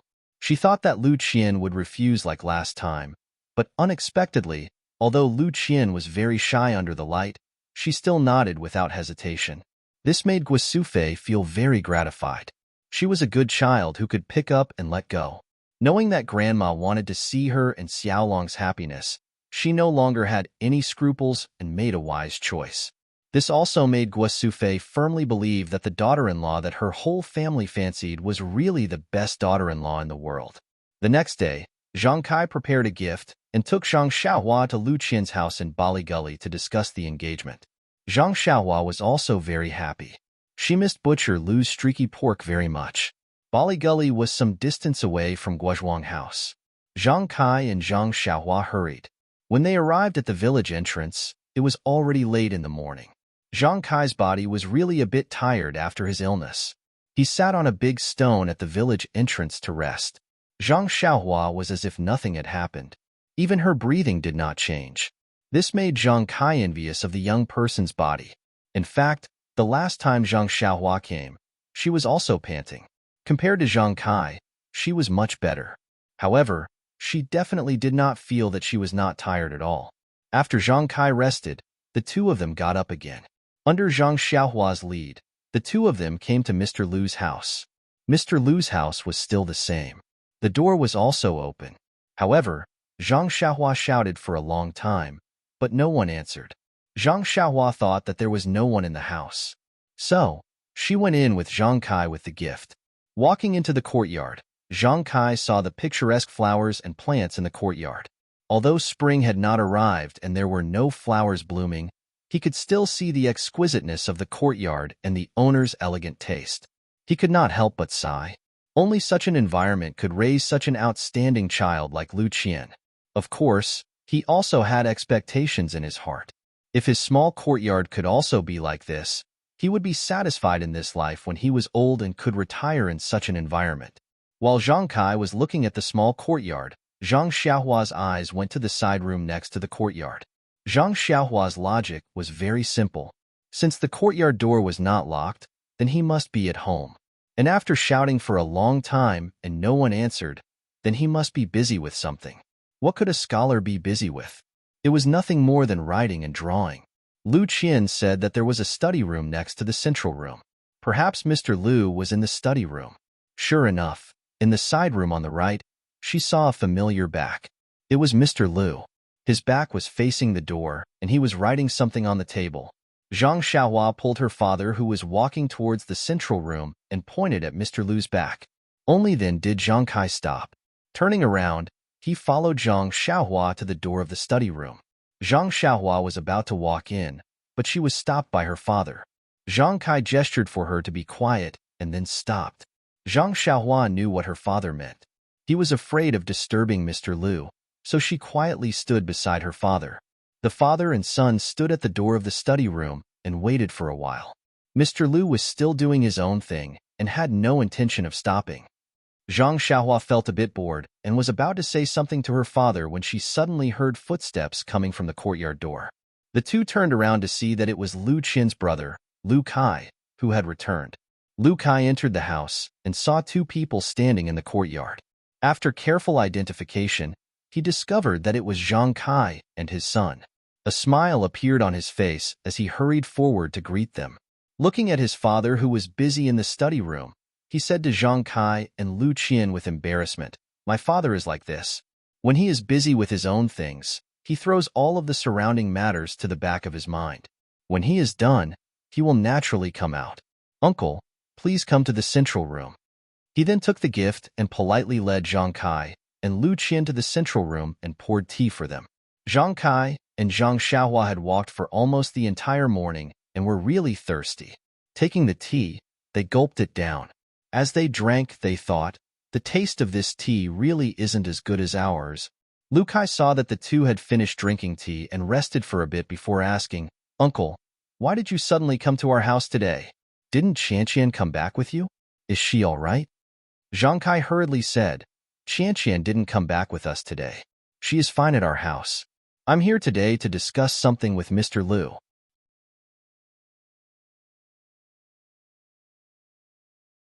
Chapter 43. Lu Kai casually asked, What's the matter? Zhang Kai smiled and said, I'll tell Mr. Lu later. Lu Kai also smiled and nodded. He then asked Zhang Kai about Lu Qian, and Zhang Kai answered one by one. Zhang Xiaohua also called him Brother Lu and said a lot of good things about Lu Qian. Lu Kai listened with a smile. Lu Kai sat with Zhang Kai for a while. Seeing that it was getting late, he said to Zhang Kai, Uncle and Xiaohua, please sit here for a while. I don't know when my father will be done. I have to go to Uncle's place to say hello. It's better to go to his place for lunch. Zhang Kai waved his hand and said, Nephew, you don't have to be so polite. Just eat whatever you want. Lu Kai stood up and said, That won't do. It's not easy for Uncle to come here. We have to be the hosts. I remember that Xiaohua likes to eat red braised pork. I'll let you eat to your heart's content this afternoon. Zhang Xiaohua stuck out her tongue and said, Then, thank you, Brother Lu. Lu Kai smiled and said, You sweet-tongued brat. After saying that, he quickly walked out. Only Zhang Kai and Zhang Xiaohua were left waiting in the room. The two drank tea as they waited. After waiting for a while, Mr. Lu still didn't come out. At this time, a loud voice came from outside the door. Brother Zhang, you're finally here. Zhang Kai and Zhang Xiaohua both smiled. It must be Butcher Lu.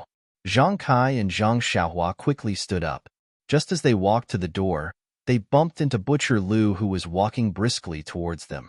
Butcher Lu affectionately held Zhang Kai's hand and said, Brother Zhang, I haven't seen you for a few days. I really missed you. Is your leg okay? It looks like it's healed. Zhang Kai also smiled and said, That's right. Thanks to younger brother, my injury has already healed. As a matter of fact, my leg didn't hurt too much when I walked from the Guozhuang house to here this morning. Butcher Lu said, Heaven helps the worthy. Brother Zhang is an honest man. He will definitely be rewarded. Oh right, how are your two sons' injuries? Zhang Kai said, Little Tiger's injuries are all healed, and Little Dragon is almost there. Butcher Lu said, That's great. It's going to be spring plowing soon, so we won't have to worry about the family anymore. Let's go inside and talk. Only then did everyone return to their seats. Just as they sat down, before Butcher Lu could even take a sip of water, Mr. Lu also entered the room. Zhang Kai and Zhang Xiaohua hurriedly stood up again and went forward to greet him. Mr. Lu returned the greeting and invited them to sit down. Mr. Lu said apologetically, Brother Zhang, you've been here for half a day. I was in the middle of painting, so it was rude of me not to welcome you. Zhang Kai hurriedly said, It's okay. Younger brother was busy with work. We'll just wait in the room. Besides, there's still Lu Kai. He was chatting with us and just left. Younger brother, are you done with your painting? Mr. Lu glanced at Butcher Lu and said, Almost. This fellow's loud voice interrupted my train of thought. Let's continue in the afternoon. Butcher Lu said innocently, I didn't know you were painting. Besides, I was born with a loud voice. If I didn't wake you up, you would have left Brother Zhang hanging here. Mr. Lu said, You're always right. I won't talk about you anymore. Then he said to Zhang Kai, I also have this problem. When I'm writing or painting, I forget about the things around me. It's been like this for a long time, and it can't be changed. Come, please have some tea. After he finished speaking, he picked up his teacup and took a sip. Then he said regretfully, This tea is much worse than Brother Zhang's. I really miss the tea I drank last time. Zhang Kai smiled and said, then younger brother Lu should go to the Guozhuang house more often. Otherwise, you can move in there and drink it every day. Mr.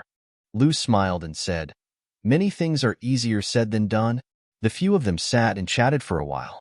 After asking each other about the situation, Mr. Lu asked, "Brother Zhang, why did you come to Bali Valley this time?" Zhang Kai said, "Younger brother Lu, I came this time because I have something very important to discuss with you." Mr. Lu nodded and said, "Elder brother, tell me about it." Zhang Kai continued, "Qianqian has stayed in our house for so long.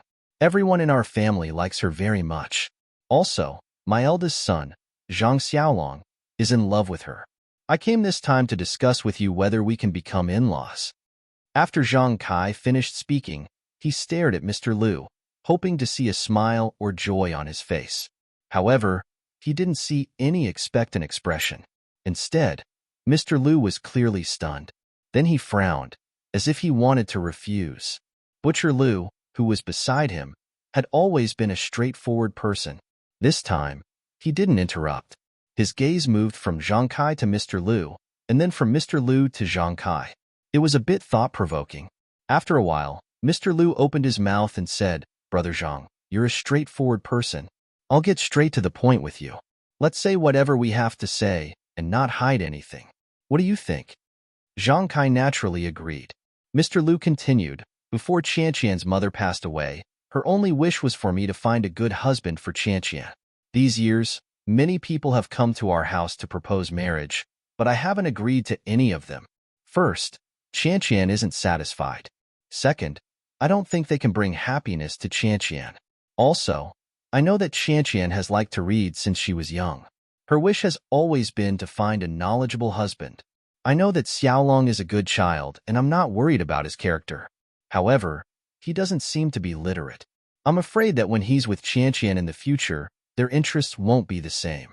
Also, Qianqian hasn't done farm work since she was young. Needlework is naturally no problem for her at home, but when she's with Xiaolong in the future, she won't be able to do farm work. Also, Qianqian and Xiaolong have only known each other for a month or so. How could they fall in love so quickly? Qianqian may have a good impression of Xiaolong. This is normal. After all, Xiaolong saved Qianqian before. If Qianqian wants to marry him because of this, it's too childish." When Zhang Kai heard these words, the expression on his face was a bit awkward. He thought that based on his previous experience of dealing with Mr. Lu, he felt that he was a very easy person to talk to. Moreover, he seemed to admire Xiaolong very much. Since Lu Qian had agreed, there shouldn't be any problems here. However, Zhang Kai was wrong. His admiration was limited to the admiration of a hot-blooded farmer in the countryside. It wasn't from the perspective of a father-in-law. Moreover, Xiaolong and Lu Qian lived in different worlds. Although they were both in the countryside, one was studying and the other was farming. They really didn't have a common language. It was inevitable that there would be estrangement in their future life. Everything was natural for Zhang Kai, who was marrying a wife, to see. However, Mr. Lu, who wanted to marry his daughter, had to think very carefully. Zhang Xiaohua was also stunned. He also didn't expect that Mr. Lu, who looked very amiable, would refuse. However, he didn't know what to say. He could only look at his father and hope that his father could persuade Mr. Lu. Zhang Kai said, "Mr. Lu worries too much. In marriage, the first thing is that both parties are in love. Since Xiaolong and Qianqian are willing, then they can definitely live a good life. Brother, you said that there is no common topic. I think that in the future, I will let Qianqian teach Xiaolong more. Won't it be cultivated slowly? There is also farm work. Qianqian doesn't know how to do farm work. Naturally, we won't let her do it. Our family has 4 strong laborers. We definitely won't let Qianqian work in the field." Mr. Lu sighed and said, "Didn't I just say that some things are easier said than done? In addition, Lu Kai hasn't gotten engaged yet. Lu Qian, as the younger sister, getting engaged first isn't too good." Zhang Kai also forgot this point. Yes, farmers had the habit of marrying the elder brother first and then the younger sister. The elder brother's marriage hadn't been settled yet. As the younger sister, she naturally didn't have the qualifications to consider it. Zhang Kai was also a bit speechless. At this time, Lu Kai returned. He didn't notice the awkward atmosphere in the room. He said to Mr. Lu and Butcher Lu, "Father, second uncle, the food is ready. Please invite Uncle Zhang and Xiaohua over to eat." Mr. Lu looked at Zhang Kai and said with a smile, "Brother Zhang, let's go. Let's put this matter aside for now. You and I will think about it again. Let's go eat first." Butcher Lu also pulled Zhang Xiaohua's hand and said, "Let's go. Let's not talk about this anymore. Eating is most important. Does Xiaohua want to eat red braised pork?" Butcher Lu's wine and food were naturally more sumptuous than Zhang Kai's, but Zhang Kai didn't have a good appetite. In the face of Mr. Lu and Butcher Lu's attentive hospitality, he didn't eat too much. Only Zhang Xiaohua ate the most. Firstly, he was still growing and had a good appetite. Secondly, in his opinion, his elder brother and sister Qianqian were very compatible. The two of them would definitely be very happy together. He firmly believed that this marriage would definitely happen. Therefore, he was only a bit depressed about Mr. Lu's rejection just now. Now that he had put it aside, he didn't have the same worries as his father. As for the table full of food, of course he would let go of his cheeks and eat as much as he could. Seeing that he was eating so happily, Butcher Lu's wife and Lu Yeye were also smiling like flowers. They kept putting delicious food into his bowl and urged him to eat more. Although Zhang Kai didn't have an appetite, seeing his son eating so happily, he was also slightly happy. Mr. Lu beside him would chat with him from time to time. Butcher Lu also frequently raised his cup to him. Lu Kai had already asked his father in private earlier and knew the reason for Zhang Kai's unhappiness. Therefore, he didn't say much at the table and only ate by himself. The meal was quickly finished. Everyone rested at Butcher Lu's house for a while. Zhang Kai and Zhang Xiaohua bid farewell to everyone. Mr. Lu wanted to ask them to stay for a while longer, but seeing that it was already late and that they still had a long way to go, he didn't force them to stay. The group of people sent Zhang Kai and Lu Yeye to the village entrance before turning around to leave. At this time, Butcher Lu's family members also knew the purpose of the Zhang family's visit. Lu Yeye said to Mr. Lu, Uncle Zhang is right. My elder sister really likes Zhang Xiaolong. She even mentioned it the last time I went over." Mr. Lu sighed and said, "A grown girl can't be kept at home. But this matter of living life isn't something that can be solved with just feelings."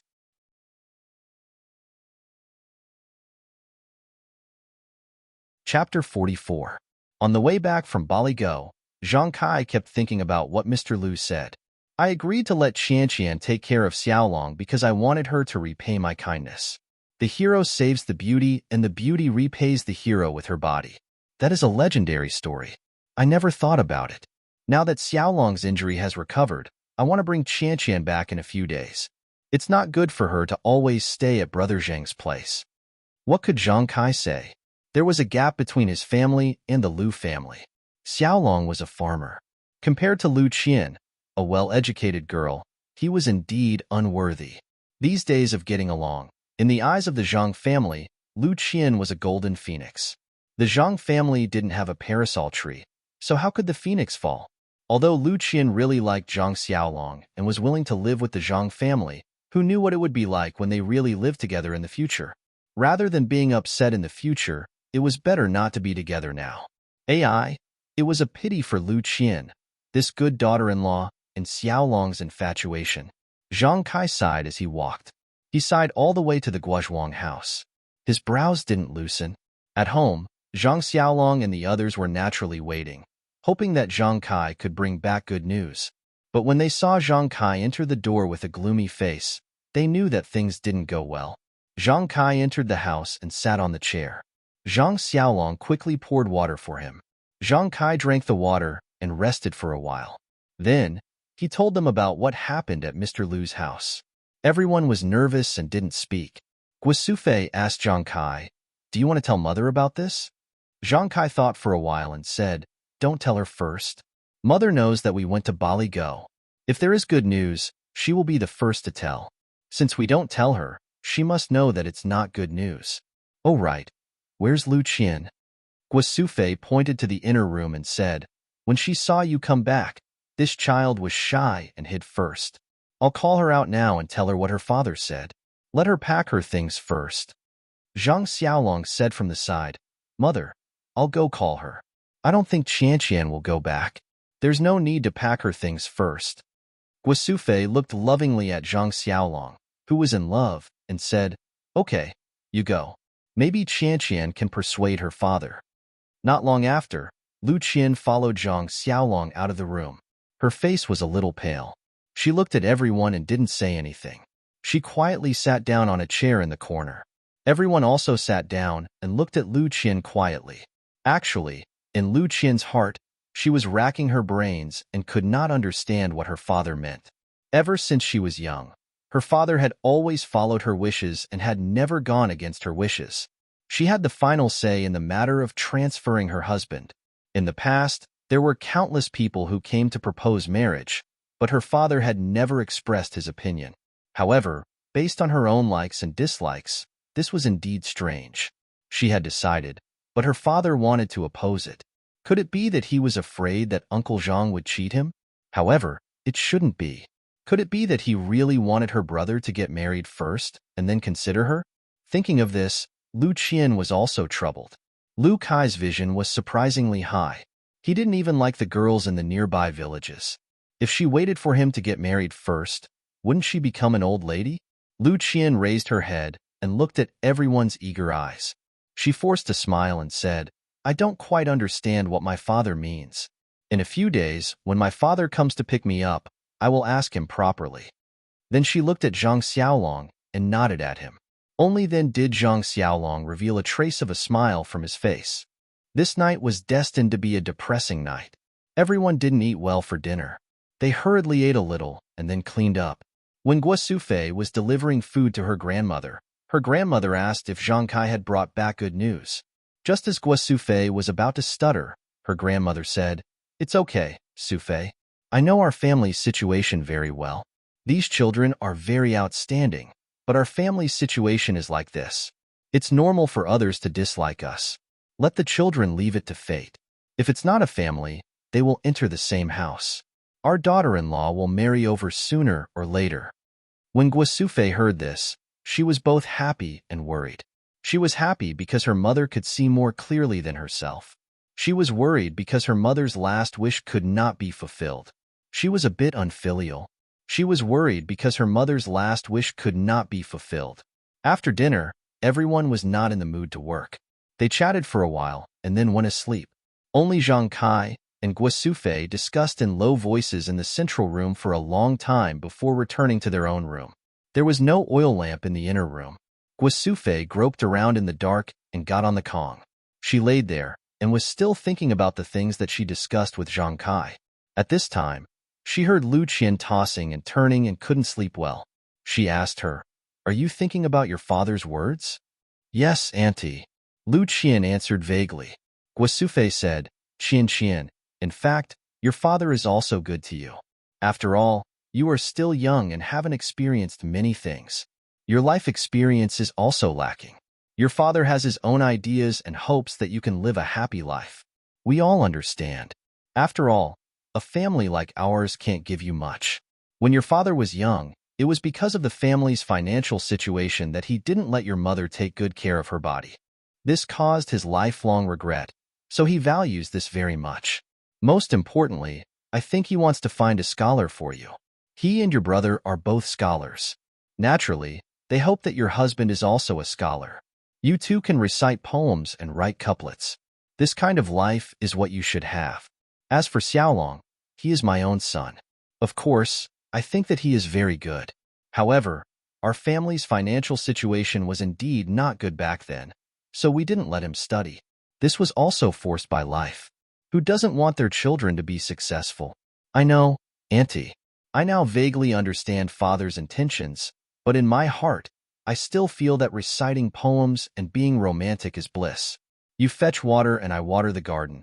You plow the field and I weave cloth is also a kind of bliss. The two people in the family have the same heart and love each other. Although they are somewhat poor, they can change it through their own hands. I grew up in the countryside, so I don't have to worry about my mother's health. My body is very good.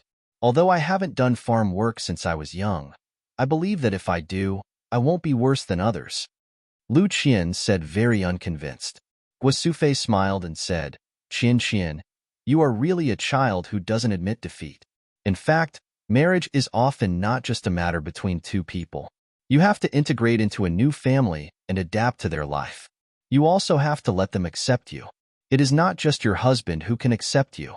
Moreover, there are many small things like oil, salt, soy sauce, vinegar, and other small things in the family. Any small thing will make your life unhappy. Lu Qin said, Auntie, I know all about these things. When I was at home, father and brother didn't know how to do housework. I did everything. I believe that I am fully prepared for all of these. And during the time I lived here, I feel that the atmosphere at home is very good. It is very harmonious. I can feel a feeling here that I can enjoy in my home. I feel that I can integrate into this family very well. Her voice became softer and softer, as if she was embarrassed. Also, the most important thing is that I think Xiaolong is very good. He is very good in all aspects. I don't want to lose the opportunity to make my life happy because of family circumstances. In fact, I have hesitated before. I feel that Xiaolong is illiterate, and there is nothing to say to me. I also thought that I can teach Xiaolong to read and write. He also agreed. I think that we will live a good life, and you won't have to worry.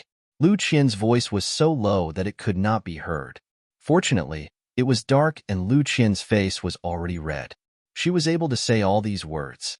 Guo Sufei was very gratified when she heard this. She also comforted Lu Qian. Qian, today you have said all these. Auntie is very happy. You also saw that our family likes you very much. Not only Xiaolong, your uncle and I also sometimes see you as our daughter-in-law. Xiaohua and Xiaohu also want to call you sister-in-law. We will do our best to marry you. Do you still remember the last time in Lu Town? Didn't that bully compensate us with money? Lu Qian said, Oh, yes. If you didn't mention this, I would have almost forgotten. That is not a small sum of money. Guo Sufei said, Just now, I discussed with your uncle. If your father is really poor because our family is poor and doesn't have enough money to let you live a good life, we plan to exchange the banknotes. I believe that this amount will definitely satisfy your father. Lu Qian immediately stopped her. She said, Auntie, this money must not be used now. If the bully has an ambush in Lu Town's bank, then wouldn't we be walking into a trap? If we are not 100% sure, we must not do this.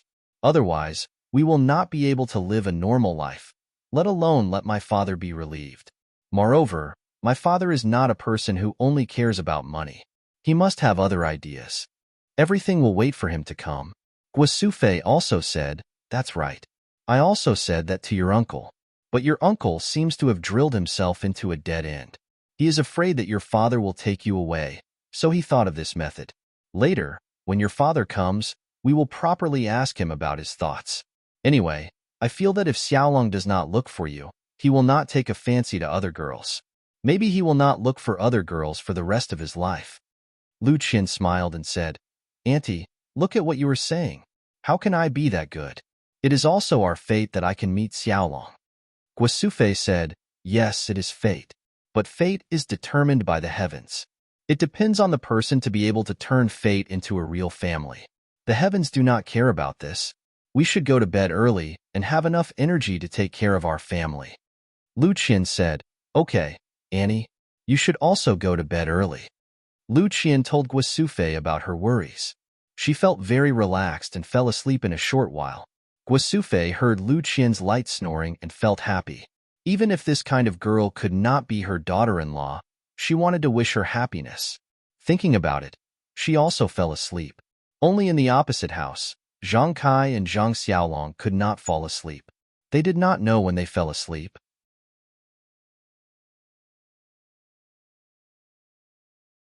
Chapter 45. The next morning, the sun still rose. The Zhang family was preparing for the spring plowing. Zhang Xiaolong was obviously absent-minded. He looked at Lu Qian from time to time, but Lu Qian acted as if nothing had happened. Lu Qian's calmness made Zhang Xiaolong's heart more and more uneasy. He finally found a chance to pull Lu Qian to the side and asked her softly, What do you plan to do? Lu Qian also had some intention of teasing him. She smiled and said, What do you mean? Zhang Xiaolong was a little unhappy and said, Your father is coming to pick you up. Are you preparing to go home? Lu Qian said, Yes, my father is coming to pick me up, Naturally, I want to go back to my own home. Zhang Xiaolong's face was a little pale and said, I knew it. The words you said before were all to comfort me so that my injuries would heal sooner. Now that my injuries are healed, you won't lie to me anymore. You want to go back to your stable home. Our small courtyard probably doesn't have anything to attract you. Lu Qian saw that Zhang Xiaolong was really taking it seriously. She quickly put away her teasing expression and said, Xiaolong, look at what you're saying. Do you think that what I said before was to comfort you? Don't you know what I'm thinking? Zhang Xiaolong was stunned and said, It's not that I don't believe you, but at this juncture, you're so calm, and my heart is so anxious that it's about to burst into flames. Of course, I want to ask you what solution you have. Lu Qian smiled and said, You usually look very smart, but in the end, you've fallen into a cliché. Isn't there a saying, when the water comes, escape through the earth? When the soldiers come, block them? Of course, my father wants me to go back and will come to pick me up. But whether I go back or not, isn't it up to me? Usually, my father goes along with my matters. This time, it's a little unexpected. I think I should wait for my father to come and ask him properly. Once I know the reason, there will naturally be a solution. Why are you in a hurry? Zhang Xiaolong smiled and said, I'm not as confident as you are. Of course, I'm confused because I'm concerned. Moreover, I think that we should take the initiative to talk to your father. It's better than waiting here for your father to find us. Lu Qian looked at Zhang Xiaolong and praised, You were right. If we take the initiative to attack, we will have the initiative in our hands. When my father comes, we will be at a disadvantage. Maybe there will be other changes. And why don't I go home first and see the situation first? Zhang Xiaolong was embarrassed and said, I just had a little idea. I didn't think as deeply as you did. Moreover, I was thinking that I should accompany you. My injuries have already recovered, so walking for half a day shouldn't be a problem. Lu Qian pondered for a moment, and her eyes lit up as she said, Your idea is even better. Let's go find my father and see what he's up to. Zhang Xiaolong said worriedly, Qian, what if your father doesn't change his mind and insists that you go back? Lu Qian said slyly, That won't happen. I naturally have a way to deal with my father. He will agree. Zhang Xiaolong was still worried and said, I'm talking about if. What if? Lu Qian said seriously, Brother Xiaolong, you must know my thoughts. There are many things that we haven't said to each other clearly. However, you must believe me. I will accompany you. At the end, her face turned red and her head couldn't help but lower. Zhang Xiaolong gathered his courage and reached out to pull the soft hand in front of him. He said in a low voice, Qian, you are so good. This time, Lu Qian didn't let him pull her. She broke free from his hand and said, You should think about when to go to 8 Mile Groove first. After saying that, she ran away. Zhang Xiaolong looked at Lu Qian's back and savored it for a long time. The uneasiness in his heart had long disappeared. When Zhang Xiaolong returned to everyone's sight, the horn of war had already sounded in his heart.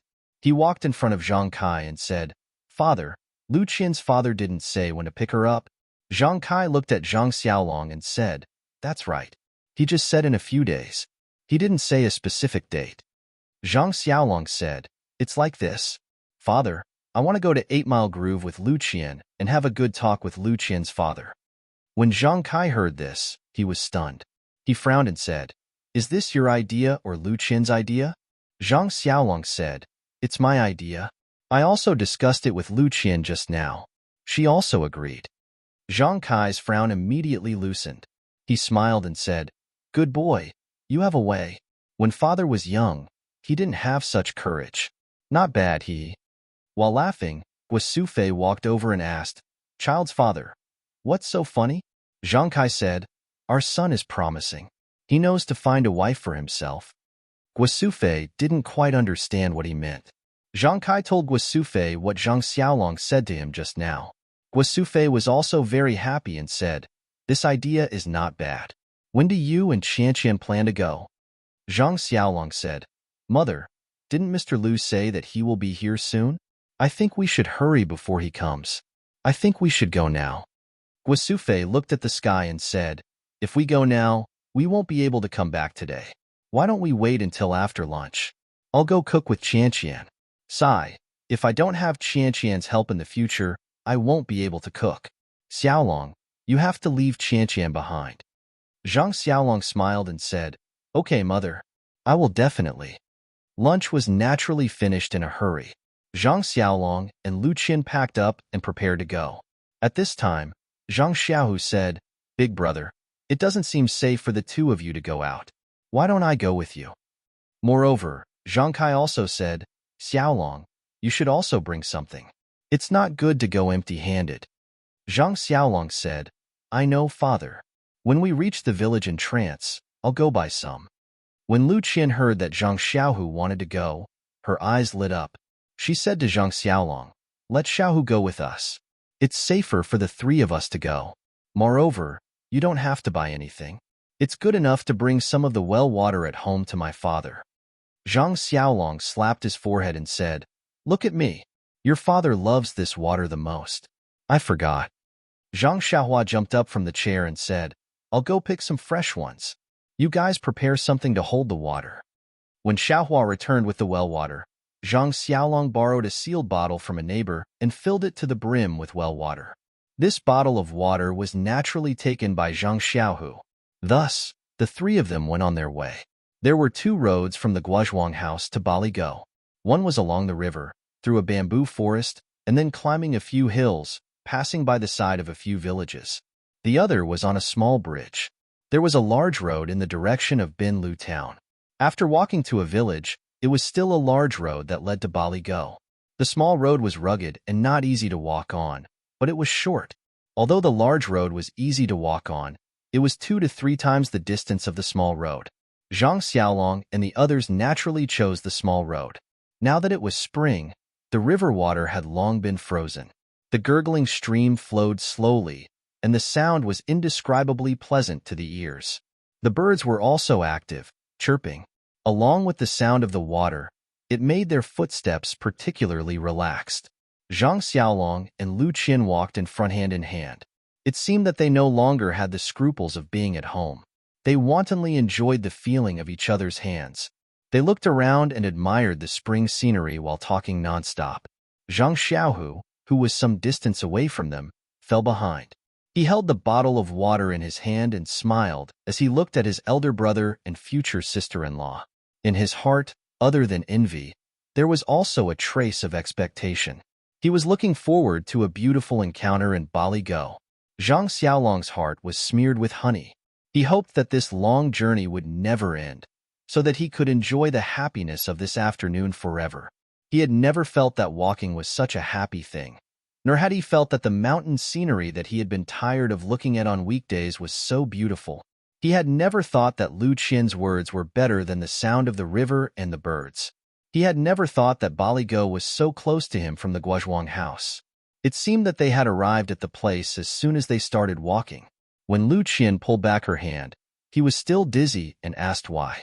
It was not until Lu Qian shyly said that Baligo, where she grew up, was in front that he realized that the journey of walking in the clouds had come to an end. Lu Qian led Zhang Xiaolong and Zhang Xiaohu into the village. From time to time, people who knew Lu Qian greeted Lu Qian. Some girls and aunties even stared at Zhang Xiaolong and Zhang Xiaohu's faces unscrupulously and scanned their bodies. Not only did Lu Qian's face turn red, but Zhang Xiaolong and Zhang Xiaohu were also at a loss. After all, they did not ask who Zhang Xiaolong and Zhang Xiaohu were. Naturally, Lu Qian could not explain. Although she wanted to let them think what they wanted, she did not want them to think blindly like this. However, her house was still very far from the village entrance. Presumably, not long after she reached home, the topic of Zhang Xiaolong would probably spread throughout the village. When Lu Qian brought Zhang Xiaolong and Zhang Xiaohu home, it was very coincidental that Mr. Lu and Butcher Lu were drinking tea and talking in the small courtyard. As soon as Lu Qian entered the door, she saw Mr. Lu sitting on a small stool under the eaves. He was holding a teapot and pouring tea into a teacup. Butcher Lu, on the other hand, was holding a wine gourd that he usually used. From time to time, he would bring it to his mouth and take a sip. When Lu Qian saw her father, the rims of her eyes seemed to turn red. She shouted, "Father," and ran over. Mr. Lu was also stunned. When he saw that Lu Qian had returned, he was naturally happy in his heart. He put down the teapot and stood up to welcome her. Although it had not been long since they last met at the Zhang family, this time, Lu Qian had returned home. The feeling was naturally different. Lu Qian threw herself into her father's embrace and hugged her father's arm like a child. Mr. Lu lovingly stroked her hair and only said, "You're back. It's good that you're back."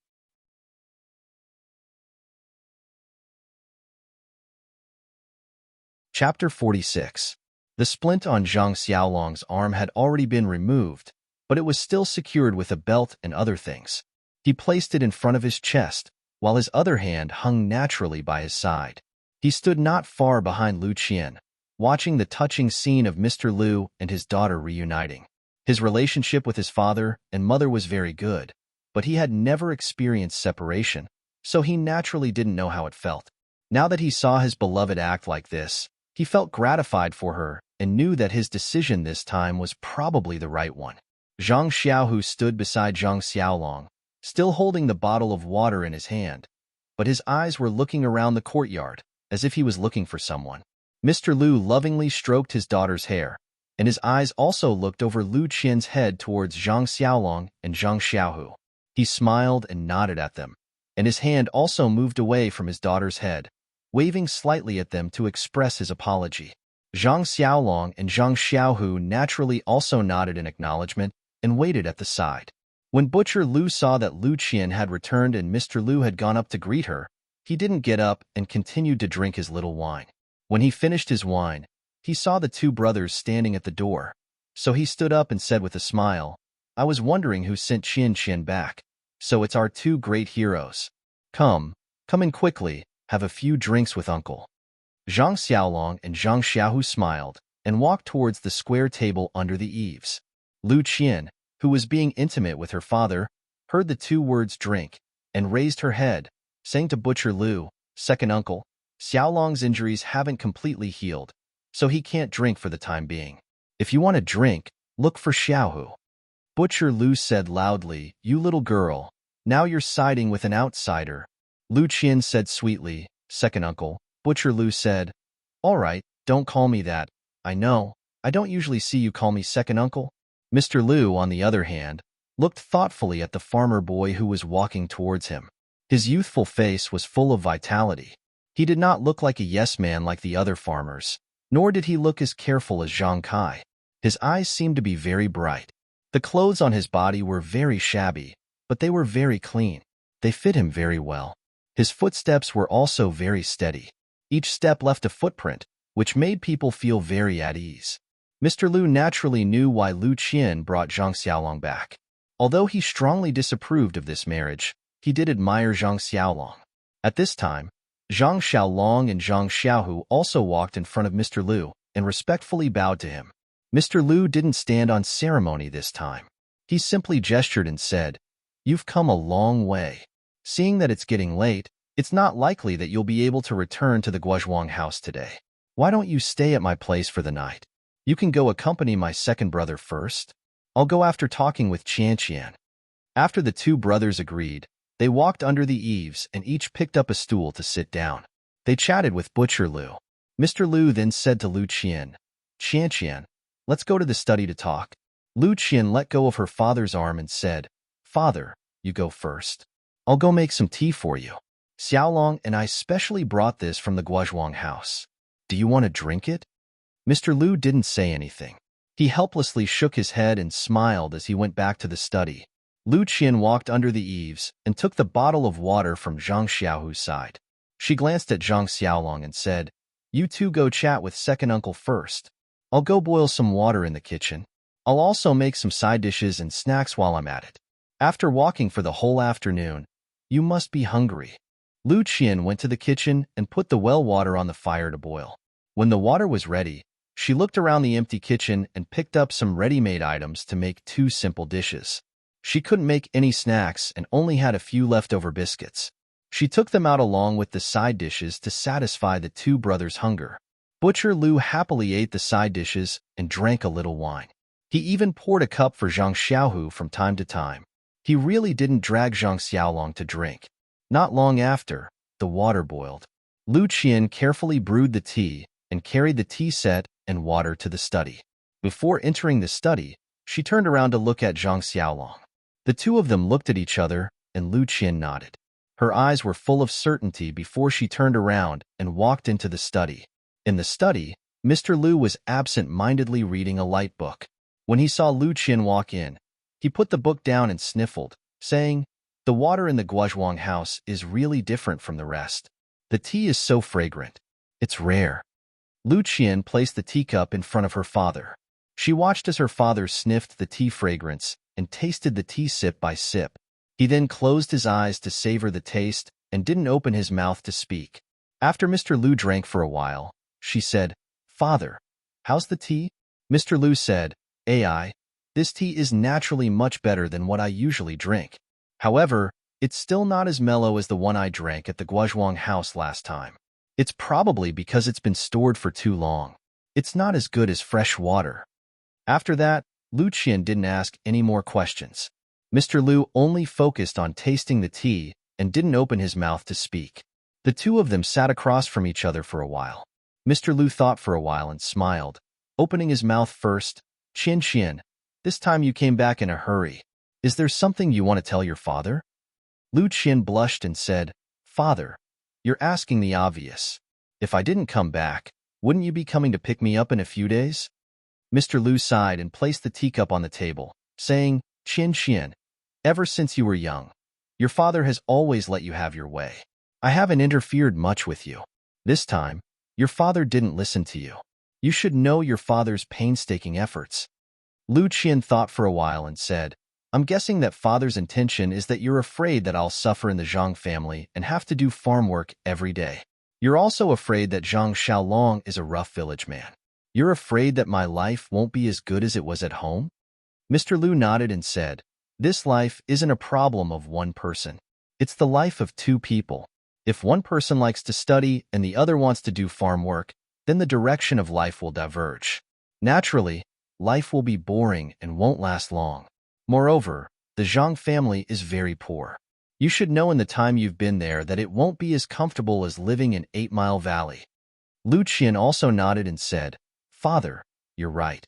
I've considered all of this. I've even told Zhang Xiaolong's mother. She said something similar to what you said. She also hoped that I would consider it carefully." Mr. Lu asked curiously, "She really said that?" Lu Qian said, "Of course.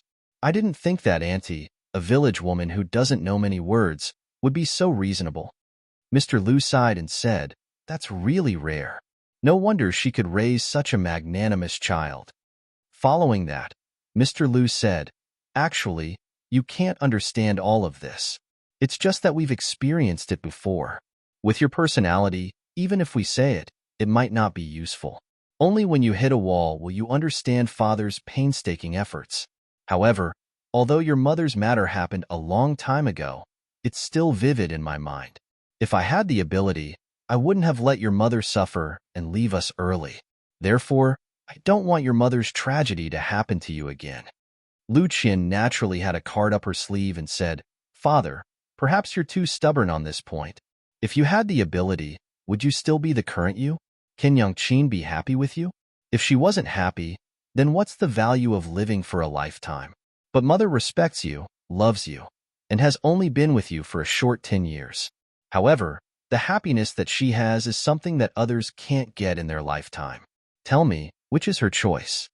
Lu Qian continued, "Father, actually, I've always thought that life's fate has already been arranged. Whether you're sad or happy, it's all a kind of life. A person's life is a kind of trajectory. When all sorts of trajectories are intertwined together, it's the whole life. Mother's trajectory is destined to involve you, and your trajectory is also destined to lead you in mother's happiness. You've always blamed mother's death on your ability, saying that you couldn't take good care of her. In fact, that's not the case. From the moment mother met you, our family's life had already been created. Mother's happiness and ending was already predetermined. Any change would be futile. If father was obsessed with politics back then, you would naturally have neglected mother. Mother wouldn't have left us early, but would she have lived happily?" Seeing Mr. Lu fall into deep thought, Lu Qian continued, Actually, I've always been thinking about my meeting with Zhang Xiaolong. I've told you before that from the moment I met Zhang Xiaolong in the textile shop, our trajectories have been intertwined. I'm sure Father knows about the things that happened during that time. There's no need for me to go into detail. I can only use the word fate to describe my relationship with Zhang Xiaolong. Also, there's a very important thing that Father doesn't know about. Mr. Lu was stunned and said, "What is it?" Lu Qian said mysteriously, "Father, do you think that the water in this Guozhuang house is especially delicious?" Mr. Lu said, "Yes, so what?" Then, Lu Qian told Mr. Lu about her grandmother's illness and how she went to Lu Town to see a doctor. Mr. Lu was clearly shocked and asked, "Are you sure that this is the effect of the well water?" Lu Qian said, "Of course. Just look at Zhang Xiaolong's arm and you'll know. Have you ever seen a broken arm heal so quickly in a short month? Also, the last time you came to see me, she said that my skin is much better than before. I can feel it myself now." Mr. Lu frowned and didn't ask any more questions. Lu Qian then continued, "Father, think about it. This well water is a priceless treasure. Your body has always been very weak. Ever since Mother passed away, you haven't been well. To be able to make you healthy has always been my wish. Now that we have this well water, living a long life is no longer an extravagant hope. This well water was dug out by the Zhang family and belongs to the Zhang family. Don't you think that this is a chance given to me and Xiaolong by the heavens? Also, Big Brother hasn't gotten married yet. I don't know if my future sister-in-law will be virtuous. If I move to the Zhang family and you move to the Guozhuang house, on one hand, I can serve Father, and on the other, Father can enjoy the blessings of the heavens. Wouldn't it be the best of both worlds? Would it solve all the problems in my heart?"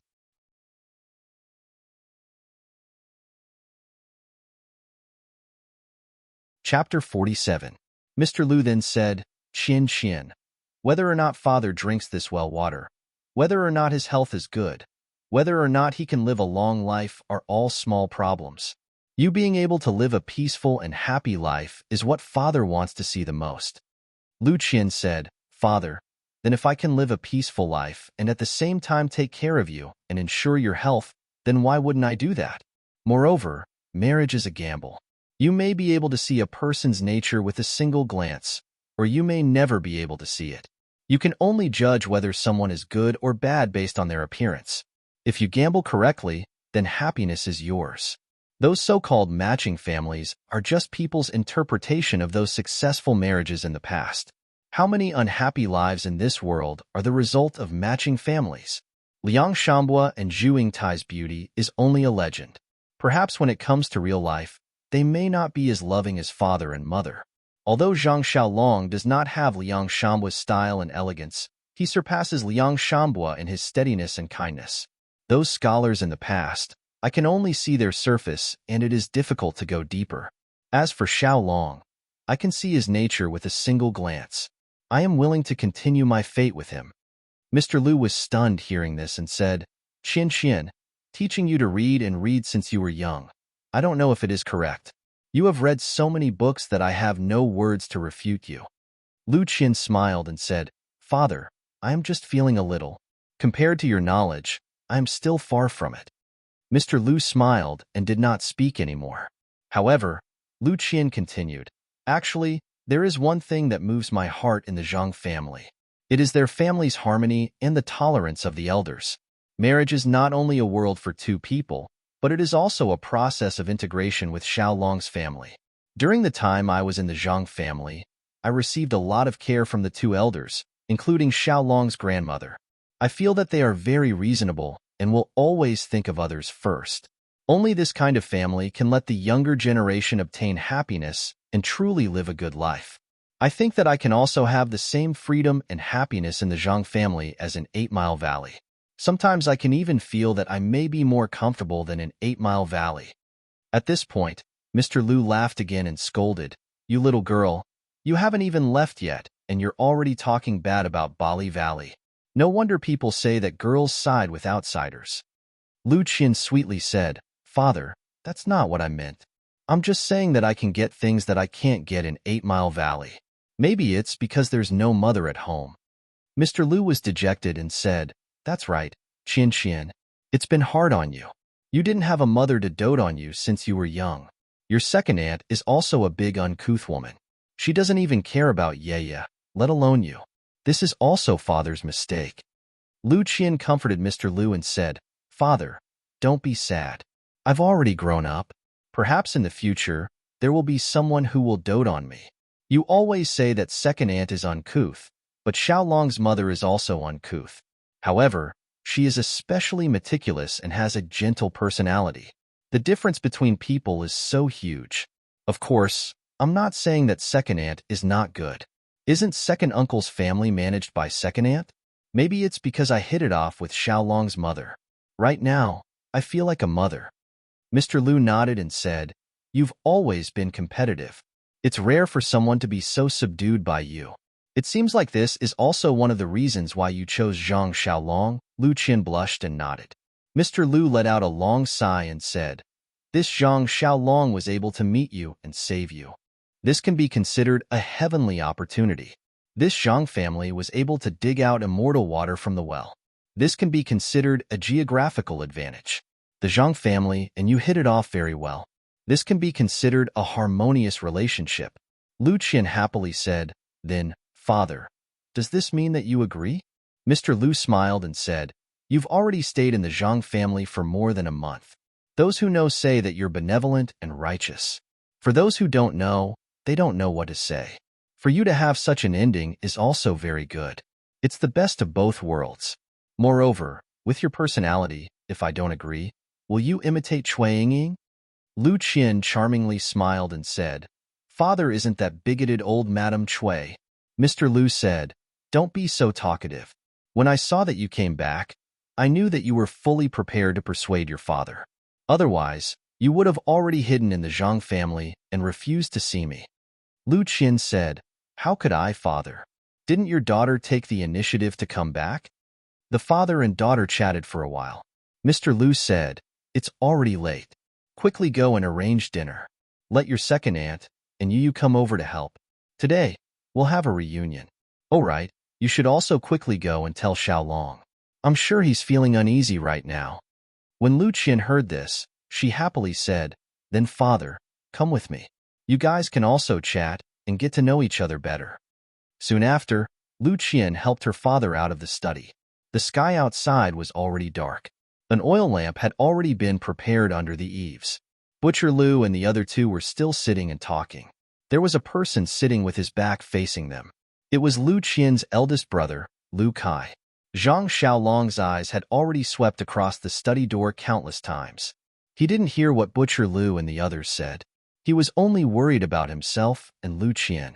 At this moment, when Lu Qian and Mr. Lu came out, he was naturally the first to see them. He subconsciously stood up.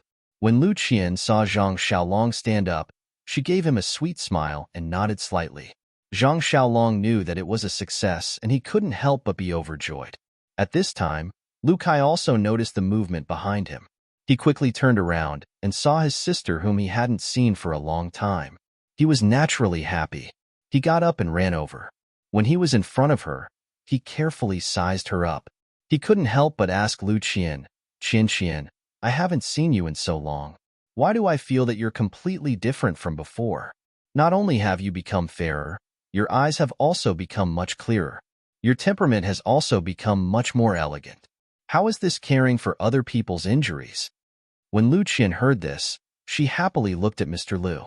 Mr. Lu also understood and nodded. Lu Qian said, How is that possible? Big brother, it's just that I haven't seen you in a long time. After a few days, you'll find that your sister is no different from before. Lu Kai suddenly understood and said, That makes sense. A scholar who has been away for 3 days will have a whole new level of respect. Perhaps this is the reason. Lu Qian skipped this topic and said, Big brother, how are we going to eat tonight? Lu Kai jumped up and said, I was talking to second uncle and Zhang Xiaohu just now and forgot about this matter. I'll go to second aunt's house to inform them. Lu Qian stopped him and said, Father wants us to eat at our house. It can be considered a reunion. I'll go to the village entrance to buy some things. You go to second aunt's house and see what they're cooking. Bring it together and ask them to come over and help. Lu Kai agreed and hurried off. Lu Qian wanted to go out to buy things, and Zhang Xiaolong naturally wanted to go with her. However, he was stopped by Mr. Lu. He said, "Xiaolong, don't go yet. Come with me to the study room." In the end, Zhang Xiaohu followed Lu Qian to the village entrance, leaving Butcher Lu to drink alone. This guy looked at the busy people and happily drank his wine. He felt that life was really colorful. Zhang Xiaolong was a bit nervous as he followed Mr. Lu into the study room. Lu Qian's eyes just now had already told him that she was satisfied with the result.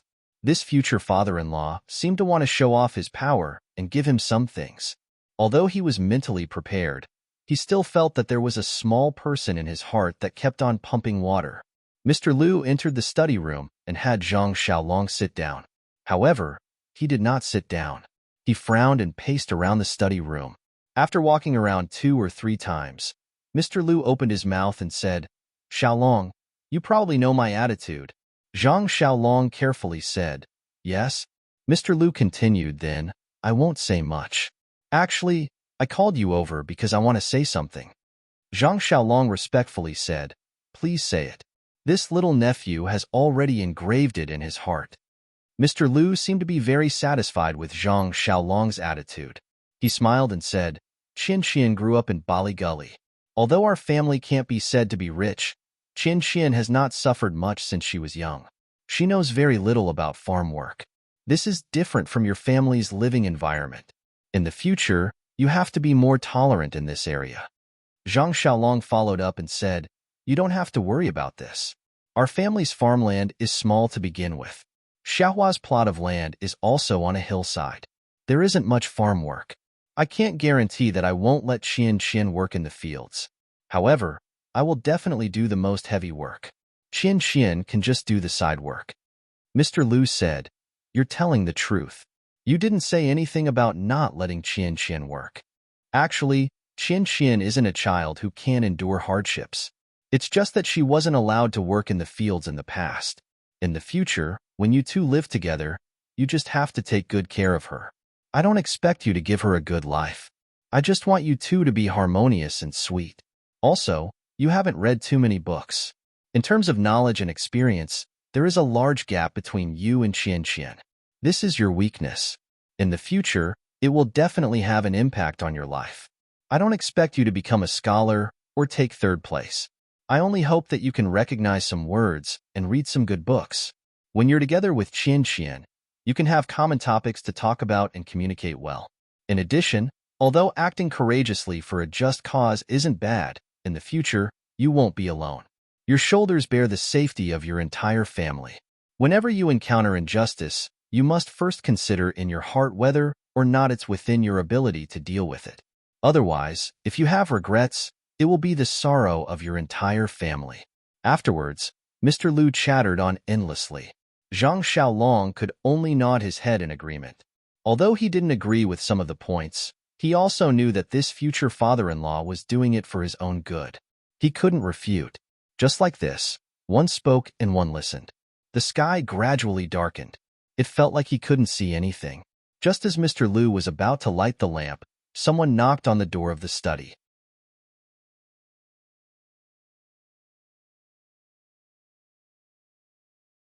Chapter 48.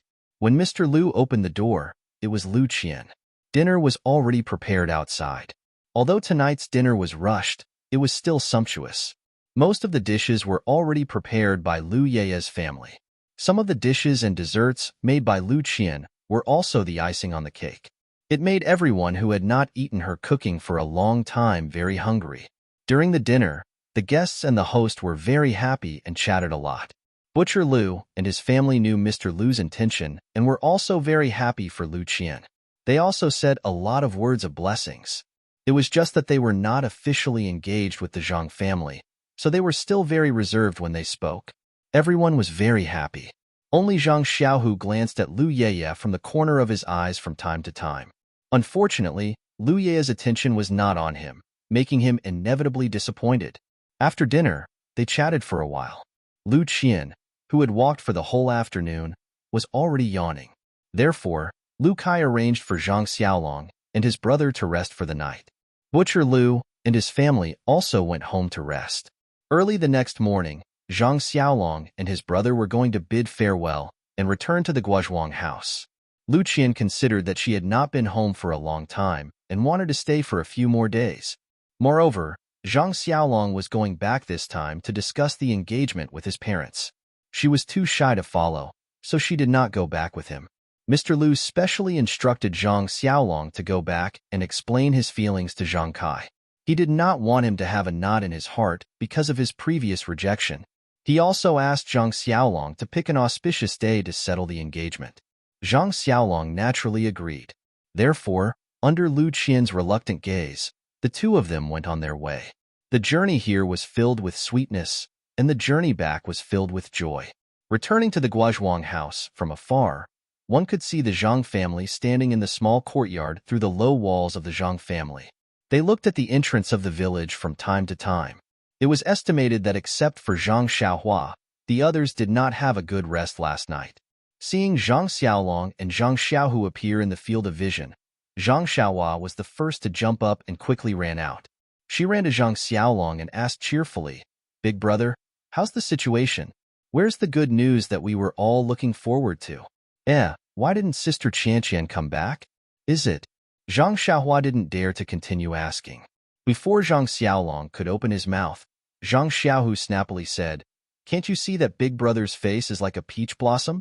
He's so happy that he can't close his mouth. You should take the bottle in my hand first. I've been carrying it all the way." Zhang Xiaohua was happy. She didn't take the bottle in Zhang Xiaohu's hand. Instead, she turned and ran home to report to her parents. After receiving the good news, Zhang Kai and Guo Sufei were also very happy. They ran to the entrance of the courtyard to welcome their son. Zhang Xiaolong and Zhang Xiaohu were like heroes as they were escorted into the small courtyard of the Zhang family. After Zhang Xiaolong sat down on the chair, he took the water that Zhang Xiaohua handed over and drank a few mouthfuls. Then, he began to talk about the situation in 8 Mile Valley. Zhang Kai and Guo Sufei listened with joy. They were secretly relieved. When Zhang Xiaolong proudly said that Mr. Lu had apologized and asked the Zhang family to pick an auspicious day for the engagement, the two of them listened with mixed feelings. They were happy that they didn't misjudge Mr. Lu. Mr. Lu was still a good friend that they could have a deep relationship with. Of course, they would be in-laws in the future. He was a good in-law that they could rest assured. They were worried that there should be betrothal gifts for the engagement. With their family situation, this was a problem. If they gave too little, their face didn't matter, but Mr. Lu's family's face would be affected. If they gave too much, they really couldn't afford it. It would add more difficulties to Zhang Xiaolong and Lu Qian's future life. However, these were all to be considered in the future. The key now was that they could celebrate a little. They had to set a date first. Guo Sufei also happily told this good news to her bedridden grandmother. Her grandmother was so happy that her face became ruddy. In the next few days, the Zhang family was immersed in joy. When spring returned to the earth, Zhang Xiaolong's spring had also arrived. Zhang Kai and Guo Sufei were busy with the engagement. Zhang Xiaolong and his brothers were busy with the spring plowing and planting in the fields. The weather was getting warmer day by day. The soil in the fields had already been frozen. The warm spring breeze blew on their faces, reminding them that spring plowing was never too early. The custom of the engagement was also very simple. The father and mother of the man would bring various gifts and prepare the man's birth characters. They would go to the woman's house. The woman would accept the gifts and give the woman's birth characters to the man. Then, the engagement would be completed. Of course, the time of the marriage would be set at that time. Most of the time, they would come again to discuss the marriage in the future and set the time again. In fact, the betrothal gifts were just some gifts of various colors. However, people originally had a competitive mentality. The gifts were compared with each other. At this time, many people directly gave silver. Sometimes it was also called iridescent gold. As a matter of fact, Zhang Kai and his wife were worried about iridescent gold. Zhang Kai thought that Lu Qian was a good daughter-in-law. He should give her more iridescent gold to show that the Zhang family had a precious daughter-in-law. Moreover, Mr. Lu would also have a lot of face. Guo Sufei thought that there should be something to show, but her family's conditions were limited. It couldn't be too precious. Otherwise, they wouldn't be able to live before they married her. Zhang Kai actually knew about this situation. He also thought so before, but when it came to the matter, he hesitated. After all, there were still a few hundred taels of silver banknotes hidden at home. With this possibility, of course, he wanted to do things better in his heart. When Zhang Kai talked about the banknotes, Guo Sufei also hesitated. When she talked to Lu Qian before, she also decided to use the banknotes, but she was stopped by Lu Qian. At this time, since there were banknotes, why not use it? Moreover, more than a month had passed, and no one had come to make trouble at home. Presumably, the other party really took this money as compensation. In this way, this money was her family's. Why not use it? The disagreement between the husband and wife seemed to disappear. They were both inclined to use this banknote. Therefore, Guo Sufei took out the banknotes and the token hidden at the bottom of the box. Then, she called Zhang Xiaolong into the inner room. Zhang Xiaolong's injury healed rapidly. In these few days, he didn't need to fix his arm anymore. It was just that his injured arm couldn't carry heavy objects. Zhang Xiaolong entered the inner room and asked, "Father, Mother, what's the matter?" "I'm preparing to go down to loosen the soil." Guo Sufei said lovingly, "Your arm hasn't recovered yet. It's better to do less work. Let Xiaohu and Xiaohua do more work." Zhang Xiaolong said with a smile, "I've been in bed for a long time this month. My bones feel like they're going to rust. It's really comfortable to move around now. Moreover, Xiaohua is still young and growing. How can I let her do more work?" Zhang Kai said, "I know that you're full of vigor now. We don't intend to stop you, but the future is long. You have to pay more attention to your body." Zhang Xiaolong replied, "I know. Father, what's the matter? It can't be as simple as letting me rest." Guo Sufei said, "Oh, it's like this. Your father and I are preparing to go to Baligo in these few days to settle the marriage between you and Qian Qian. However, our family can't come up with a good betrothal gift. We plan to take out the banknotes from last time to exchange for some." After he finished speaking, he placed the two banknotes and the token in front of Zhang Xiaolong. He pointed at the token and said, "Take this thing with you. If something happens during the exchange, take this thing out. It might be useful." Zhang Xiaolong looked at his father and mother's eager faces and the banknotes and tokens in front of him. He sighed and didn't pick them up. He said, "Father, Mother, didn't we say that we won't use these banknotes again?"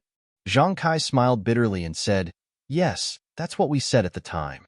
However, the situation is stronger than the person. If we don't come up with a good betrothal gift, won't Lu Qian's family lose face?" Zhang Xiaolong said, "Father, if we're talking about good or bad family background, there are many people in this area that are better than us.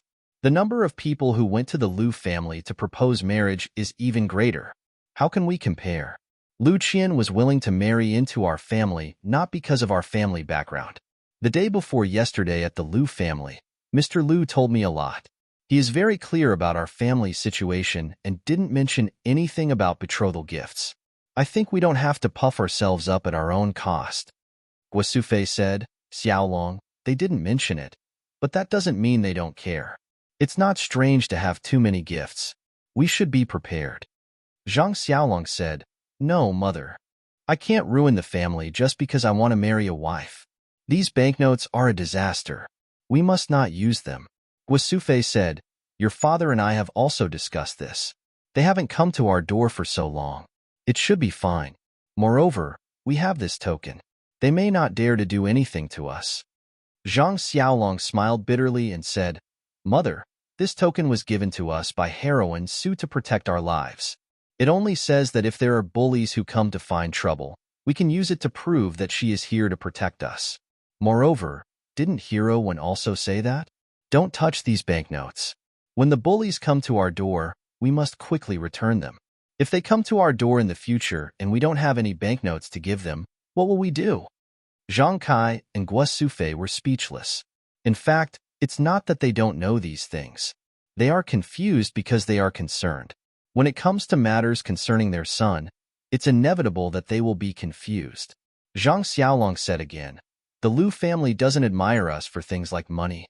Moreover, don't we have something more precious than money in our family? If there is a chance in the future, we can just give it to Mr. Lu." Zhang Kai smiled bitterly and said, "What is better than money in our family? How come I don't know?" Zhang Xiaolong smiled mysteriously and said the following words.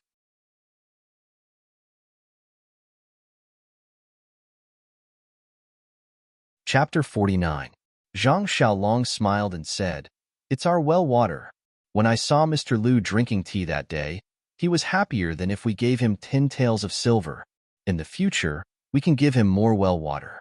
Not only can it satisfy his appetite, but it can also ensure his health. Isn't that better? Oh right, father, when you go this time, if you have the chance, tell Mr. Lu to move to the Guozhuang house. I saw that he had this intention last time, but he still had some misgivings. This time, Lu Qian came, so I think he would be willing to come. This way, Lu Qian and I can also take care of him. What do you think?" Zhang Kai and Guo Sufei looked at each other and said, "When I go, I will definitely say these words. How about this? You keep these banknotes and tokens first. If you really need them, you can exchange them." Zhang Xiaolong thought about it and said, "Okay, then I'll keep them first." After he finished speaking, he put the banknotes and tokens into his pocket. Since Zhang Xiaolong didn't agree to use banknotes, the Zhang family's betrothal gifts were much simpler. They just prepared a few simple gifts according to the local customs. Early in the morning, Zhang Kai and Guo Sufei put on new clothes and took the prepared gifts. They set off to Bali Go to prepare for the most important engagement in Zhang Xiaolong's life. When Zhang Kai and Guo Sufei arrived at Mr. Lu's house, they received a very grand welcome. When they presented the simple betrothal gifts, Mr. Lu didn't care and respectfully accepted them. He didn't look down on them or turn hostile because of the simplicity of the gifts. This made Zhang Kai and his wife feel relieved. There was no one else in the Lu family's hall, only Butcher Lu and other family members. It seemed that Mr. Lu really wasn't the kind of person who liked to be extravagant and formal. There was no sign of Lu Qian in the hall. The whole process of the engagement was simple. Everything was carried out according to the customs of the countryside. Nothing was overdone. When the ceremony came to an end smoothly, it was time for the two parties to discuss the wedding. Zhang Kai and Guo Sufei asked Mr. Lu to make the decision. They only had one request, which was to get married as soon as possible. Because their grandmother's health couldn't wait too long, her last wish was to see her grandson's wedding. Mr. Lu pondered for a long time. He took out the almanac and carefully examined it. His brows were slightly furrowed. Zhang Kai and the others couldn't help but feel anxious. After a while, Mr. Lu raised his head and said, "Look at this date. Recently, the end of this month has been an auspicious day. After that, it will be June. Isn't the end of this month too rushed?" At the end of June, the old lady. Mr. Lu did not finish his sentence. As expected, Zhang Kai and Guo Sufei also frowned. Guo Sufei did not give up and asked, "Are there no good days in between?" Mr. Lu said, "There are many good days in between, but there aren't any that match Xiaolong and Qian Qian's birth characters." Zhang Kai let out a long breath and said, "AI, then, there's only June. There are only a few days until the end of the month. There's no sign of the house for the wedding. It's just a few days. How can we prepare it?" Mr. Lu also nodded and said, "That's the only thing we can do. But what about the old lady?" At this time, a voice came from outside. "Father, I think it's better to set it at the end of this month." Everyone looked and saw that the person who came in was Lu Qian. It turned out that she had been listening outside the entire time. Lu Qian's face was a bit red as she said, "Uncle Auntie, seeing Xiaolong's wedding is grandmother's last wish. As the younger generation, we should satisfy her. Actually, the simplicity of the wedding is also up to us. There's no need for overly complicated ceremonies. It's also not realistic for us to hold a grand wedding. I think you don't need to buy a new house for the time being. Let's just find a place first. Moreover, father, aren't you also planning to move to the Guozhuang house? Take this opportunity and find a place next to the Zhang family's courtyard. Build a few houses and surround it with a courtyard wall. Wouldn't that be a home? When this courtyard is ready, you can move there. Xiaolong and I will also move there. We can take care of you on one hand, and we can also take care of uncle and the others on the other. What do you think?" Lu Qian's idea seemed very unimaginable, but after careful consideration, it was still very feasible. Grandmother's health should not last until June. When the old lady passed away, this morning's ceremony was likely to delay the wedding. The old lady was eager to see her grandson's wedding, so this wedding should be held at the end of February. With the Zhang family's family background, it was not realistic to hold a large-scale wedding. It was also very easy to prepare a simple wedding. It was not a big problem to ask for help from familiar people in the village for a few days. The most difficult problem was the new house. It was supposed to be a new house for the newly married couple. If they started preparing now, it was estimated that it could be done in a month. If Mr. Liu also wanted to move over, then he had to build a small courtyard again. This would take a few months. Lu Qian also wanted to take care of her father. Of course, this courtyard had to be built, so it was better to put it together. However, what Zhang Kai was thinking now was that Lu Qian wanted to separate from Xiao Long before she married into the family. She wanted to live with her father. It seemed that she wanted to separate from the family. Could it be that she had other thoughts? However, after that, Zhang Kai denied this idea. What did his family have that Lu Qian coveted? It was nothing more than that. Well, Lu Qian persuaded her father to go there because she wanted to consider her father's health. This was filial piety. Xiao Long and Lu Qian would live alone. To be honest, it was a matter of time. There were 3 sons in the family. How could they not separate from the family? It seemed too early to mention it at this time, but after thinking about it carefully, it was still appropriate. At least, it would let others see Lu Qian's vision. It would not let Zhang Xiaohu and Zhang Xiaohua have a knot in their hearts. Mr. Liu naturally had no opinion in his heart. He was originally thinking about how to retire. He was a teacher and was respected everywhere. He heard that there was no teacher in the Guozhuang house. He would definitely be popular if he went there. Moreover, there was a daughter to rely on there. He could also protect his daughter. Why not? He was still thinking about how to bring up the matter of moving to Zhangkai. His daughter brought it up at this time. It was really timely. There were people who objected. That was Butcher Lu's family. Butcher Lu raised his voice and said, "Big brother, why do you want to go to the Guozhuang house? You didn't even discuss it with me. The 2 of us grew up in Bali Valley." Mr. Lu said gently, "Second brother, I'm also thinking about it. Qian is going to marry into the Guozhuang house far away. She is unfamiliar with the place, and there is no one to take care of her. Lu Kai and I are at home alone. There is no woman to take care of us." Lu Yaya interrupted and said, "Uncle, don't you still have me? Haven't I been helping at home all this time?" Mr. Lu said with a smile, "Yaya, I know that you are working hard at Uncle's house. But after all, it is not a long-term solution. Look at your sister's engagement. She is about to get married. Are you still far away? Even if you find a husband in Bali Valley, you can't come over every day to look after the house for Uncle. Moreover, Lu Kai also needs to find a wife to live with. This house should be given to him quickly. If I don't force him, who knows when he will find a wife." Lu Kai said with a red face, "Father, look at what you are saying. I haven't found a suitable one yet." Mr. Lu glanced at him and said, "Then you should look for a good one for me. Strive to settle the matter with your sister this year. We will have a double happiness." Lu Kai did not say anything. Then, Mr. Lu said to Butcher Lu, "Second brother, although this Guo Manor is far, it's actually only half a day's journey. Even if I move there, it'll still be very convenient for me to move around in the future. Moreover, that business of yours as a butcher has nothing to do with my teaching. You and I have a brotherly relationship, so we can just move around every 10 days to half a month. We definitely won't drift apart because of time. In the future, when you are tired of staying in Bali Valley, you can also move in with me." Mr. Lu knew that Butcher Lu was outspoken and could not keep secrets in his heart. Therefore, he did not mention a word about the well water. Of course, if the water was really effective in the future, Mr. Lu would definitely bring Butcher Lu and the others over. Mr. Lu saw that no one had any objections, so he set the date with Zhang Kai. It was the day at the end of February. Then, he discussed the details with Zhang Kai. Lu Qian did not listen in and left. Lu Yaya also followed her out.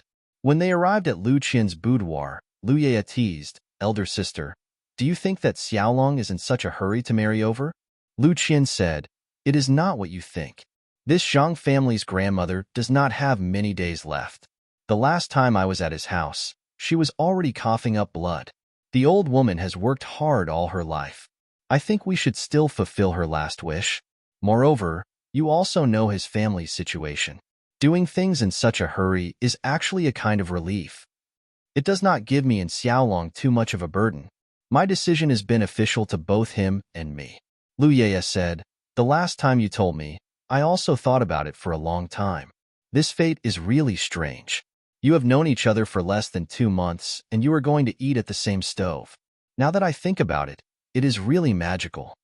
Lu Qin smiled and said, you can do it too. I saw that these few times when Zhang Xiaohu saw you, his eyes could not leave you. I think he also wants to eat at the same stove as you. Lu Yeye blushed and said, elder sister, don't tease me. Last time at the Zhang family, I also told you that I don't have any feelings for this Zhang Xiaohu. Although he did save me, I am only grateful. In your words, there is no fate between us. Moreover, a few days ago, Mr. Zhao from Shuizhuang sent someone over to propose marriage to his second son, Zhao Yuzhao. I have seen Zhao Yuzhao before. He is also a scholar with a decent appearance. It is only because he has been busy with your matters that father has not agreed for the time being. Once your matters are settled, I estimate that the marriage will be set. When Lu Qin heard this, she was very happy and said, you little girl, you are still hiding this secret in your heart. You only told me today. I have seen this Zhao Yuzhao before. His appearance and knowledge are really good. He is very suitable for you. Yeah, your luck is not bad.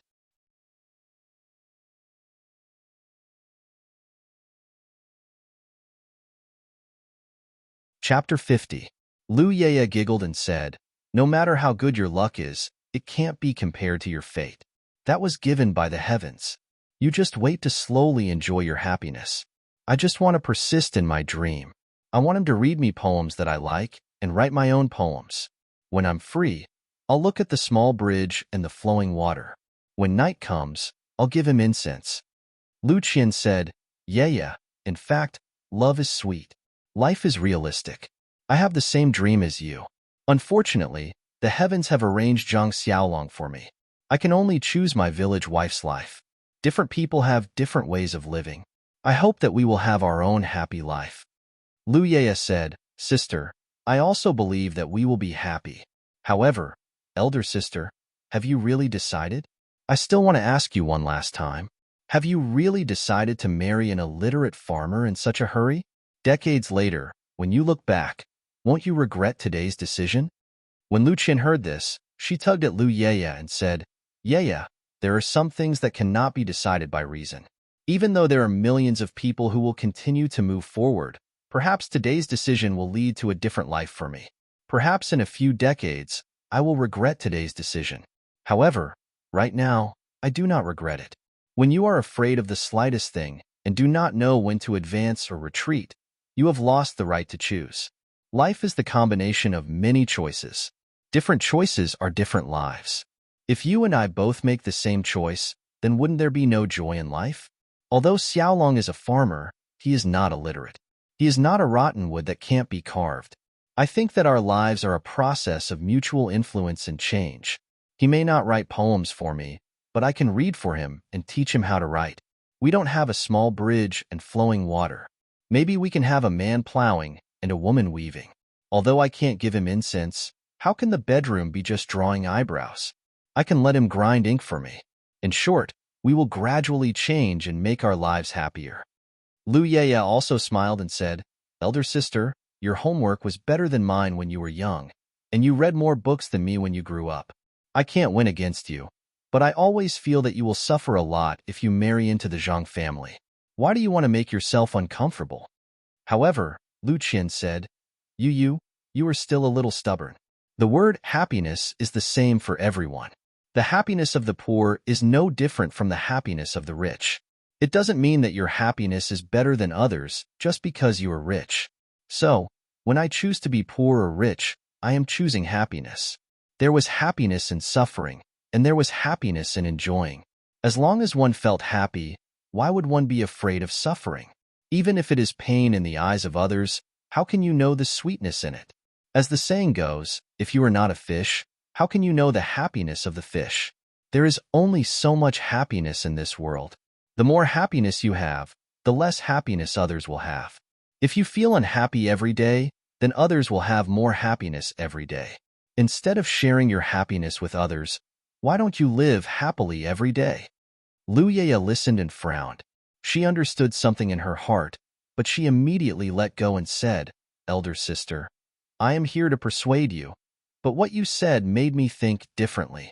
However, even if you are right, I do not have the slightest interest in that Zhang Xiaohu." Lu Qian said, "You little girl, I am just telling you my own thoughts. I am not prepared to be a matchmaker." Not to mention the two sisters quarreling in the room. The two prospective in-laws in the hall had already discussed the specific details. At this time, it was already late. If they rushed back to Guozhuang, they would have to travel at night. Naturally, Mr. Lu would not let them leave like this. Dinner was eaten at Mr. Lu's house. After the engagement, they were now considered a family. This meal was naturally eaten to their heart's content, and both the host and the guest were happy. Early the next morning, when the sky was still hazy, Zhang Kai and Guo Sufei said goodbye to Mr. Lu and hurried back to the Guozhuang house. There were only a few days until the end of the month. They still had to hurry back to prepare for the wedding. The task was very difficult. When the two elders rushed back to the Guozhuang house and told Zhang Xiaohu the good news, Zhang Xiaohua and Zhang Xiaohua, who were waiting at the side, were so happy that they almost jumped up. Their impression of this future sister-in-law was really good. They did not expect that they would be able to see this sister-in-law in a few days. It was really unexpected. When Grandma heard Lu Qian set the date a few days later, she kept nagging, "Good child, good daughter-in-law." If there was a memorial tablet, she would have burned a few sticks of incense to thank the ancestors for finding such a good granddaughter-in-law. Zhang Kai and Guo Sufei's family had a very good reputation in the Guozhuang house. Moreover, there had never been any big events in the family. This time, for their eldest son to marry a daughter-in-law, the villagers naturally did their best to help. Many people had also seen Lu Qian. Although the Zhang family did not admit the relationship between Lu Qian and the Zhang family before, everyone had a lot of gossip behind their backs. This time, they could marry Lu Qian legitimately, which was also something that everyone expected. However, they did not expect that the time would be so short. Some people even thought in the wrong direction. But when the people with good intentions mentioned Grandma, they immediately understood and could not help but give Lu Qian a thumbs up. When the villagers came to congratulate them, they would receive them in the big shed. The new house needed to be prepared. For the time being, they would use the house where the three brothers lived. Zhang Xiaohu was forced to squeeze together with Zhang Xiaohua on the Kong bed. The house and the small courtyard also needed to be slightly repaired. Fortunately, the firewood was good. With the help of the villagers, everything was completed within the scheduled time.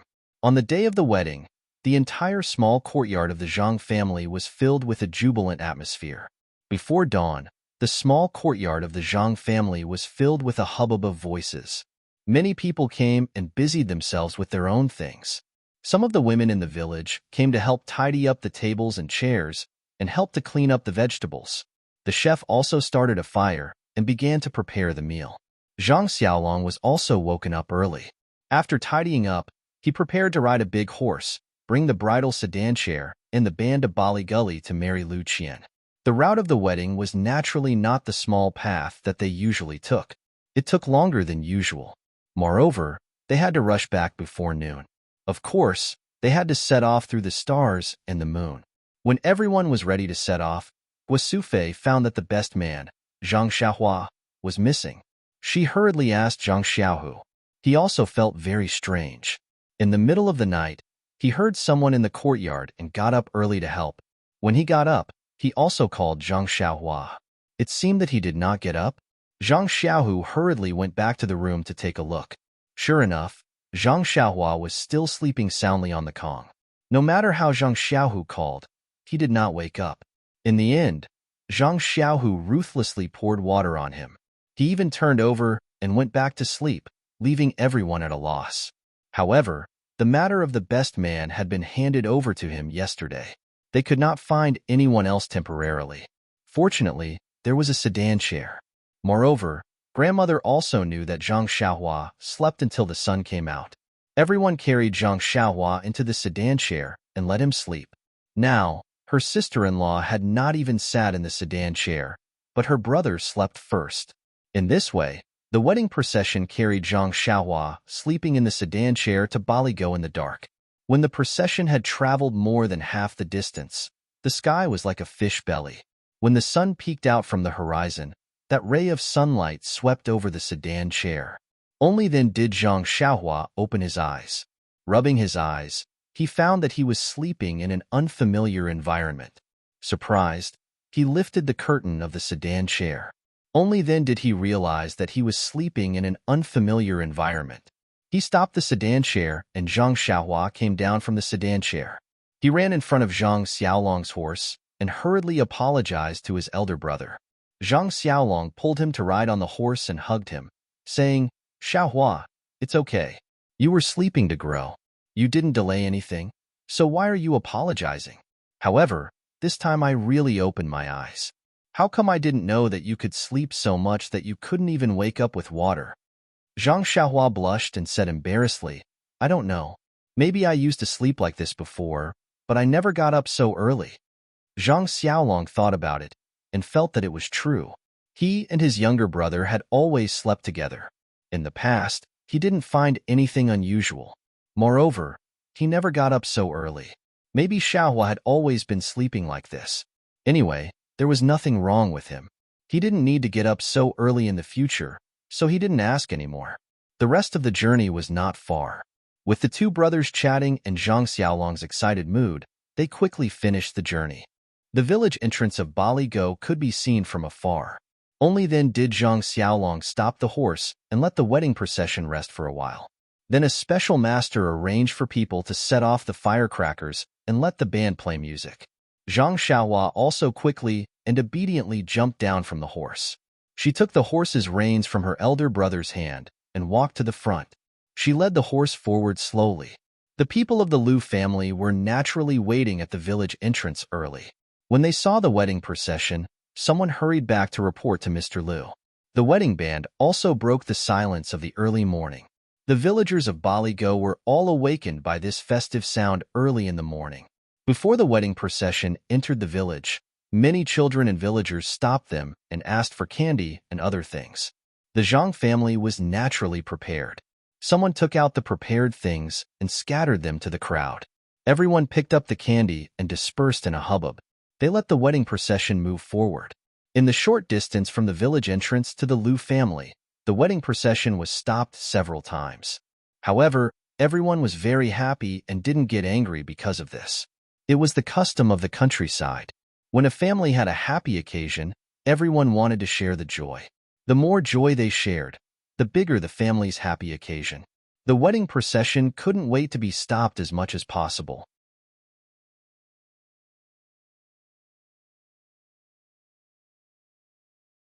Chapter 51. When the wedding procession arrived at the Liu family's gate, the sky was already bright. There were already many people waiting at the gate. Zhang Xiaohua led the horse to the front of the crowd before stopping. When Zhang Xiaolong got off the horse, Zhang Xiaohua handed the horse's reins to the Liu family members who came over. Everyone cupped their hands to Zhang Xiaolong and said, "Groom, congratulations, congratulations." Zhang Xiaolong also happily returned everyone's greeting. Then, everyone opened up a path. Zhang Xiaohua looked up and saw a wooden shelf next to the gate. On the shelf, there was a bow. This was the custom of the countryside. The first thing the groom did when he got married was to shoot 3 arrows into the sky at the bride's gate. It meant to drive away all the evil spirits. In the past, when other people were getting married, they had seen this before. However, although Zhang Xiaolong's arm injury was healed, the work in the field was still a problem. How could he draw the bow and shoot arrows? It seemed that this matter could only be done by the best man, Zhang Xiaohua. However, Zhang Xiaohua was only a 12 or 13-year-old child. Letting him draw the bow was too far-fetched. Everyone looked at each other. Zhang Xiaolong thought about it and walked forward, preparing to take the bow. Zhang Xiaohua was anxious.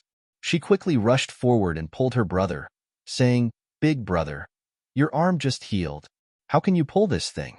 If there is any injury, wouldn't all the previous efforts be wasted? Let me do it."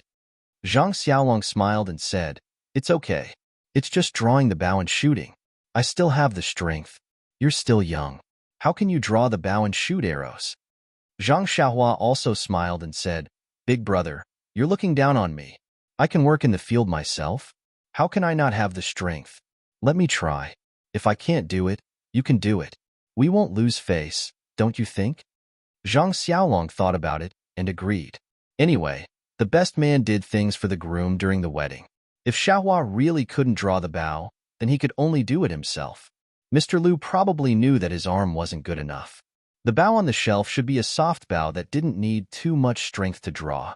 Zhang Xiaohua walked to the shelf and took the big bow from the shelf that was as tall as him. He felt that it was very heavy. He had never used a bow before, so he thought that all bows were very heavy, so he didn't care. Then, he picked up an arrow without an arrowhead from the shelf and put it on the bow. He turned around and asked Zhang Xiaolong, "Big brother, where should I shoot?" Zhang Xiaolong pointed to the sky outside the village and said, "Over there." Zhang Xiaohua agreed and imitated the way he used to look at people.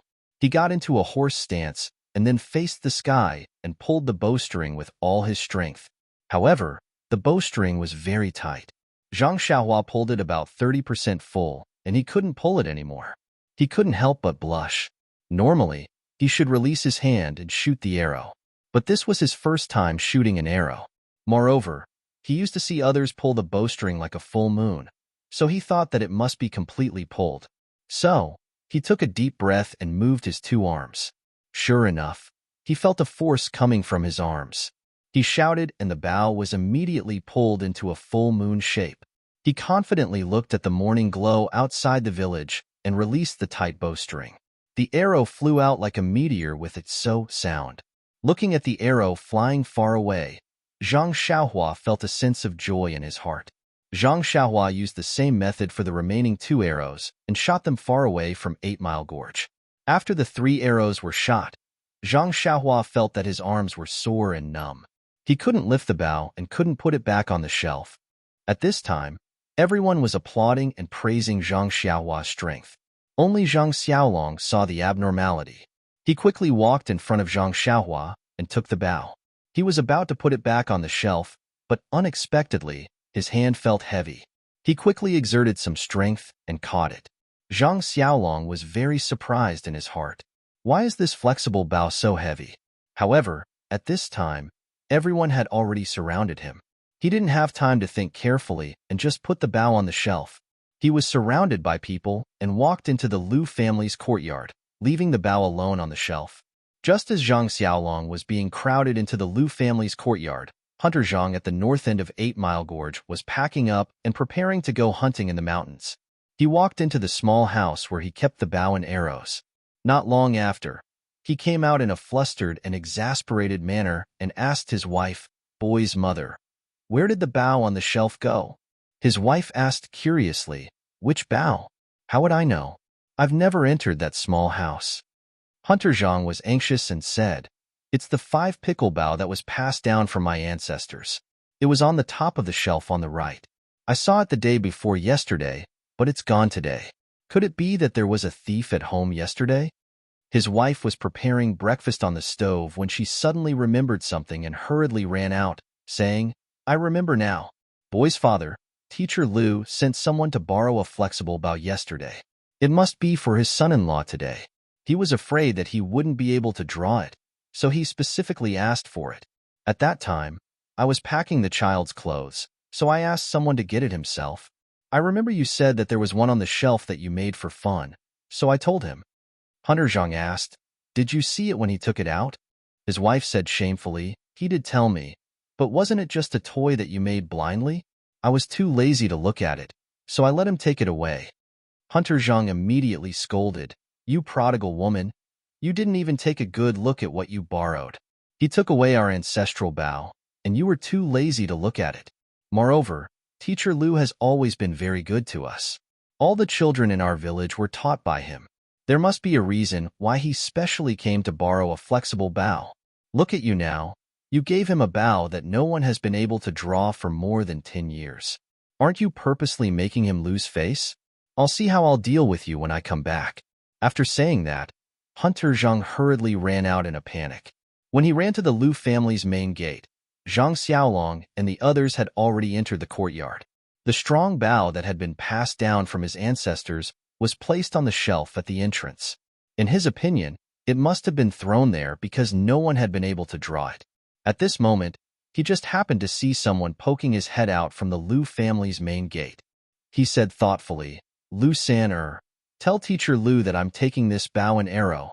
The person inside responded, "Okay, got it." Hunter Zhang hurriedly took the bow and hugged it to his chest like it was a treasure. He hurriedly left with a guilty look on his face, afraid that someone would stop him and scold him for using a bow that no one had been able to draw. With his mind preoccupied, he did not notice that the 3 arrows without arrowheads that should have been placed on the shelf had all disappeared. At this moment, Zhang Xiaolong, accompanied by Zhang Xiaohua, had already walked to the door of Lu Qian's boudoir. According to the village's rules, if the groom wanted the bride to open the door, he must answer the bride's question. Only when the answer was satisfactory could the groom open the door. In fact, most of the people who asked questions were the bridesmaids and the others. The bride would not make things difficult for her future husband. Zhang Xiaolong was also facing the same problem now. Mr. Liu had always treated people with poetry and literature. Most of the people in this courtyard were also scholars. There was not a single person who knew martial arts. Otherwise, Zhang Xiaohua's shocking 3 arrows would not have gone unnoticed. Although Mr. Liu had told his friends and students in advance that his son-in-law came from a peasant background and they should not make things too difficult for him, to be honest, Mr. Liu's smart and virtuous daughter had more than 1 or 2 people in mind. Today, she was actually married by someone who was not in her circle. There were a few guests who felt indignant in their hearts. However, of course, they could not be very obvious in front of Mr. Liu. There were a few nosy people who were thinking about how to make things difficult for Zhang Xiaolong on the bride's issue. Liu Yeye was of course Liu Qin's bridesmaid. This girl had always been a person who was not afraid of trouble. Moreover, she never thought before doing things. Thus, her first question was, let Zhang Xiaolong write a few words to show off his calligraphy.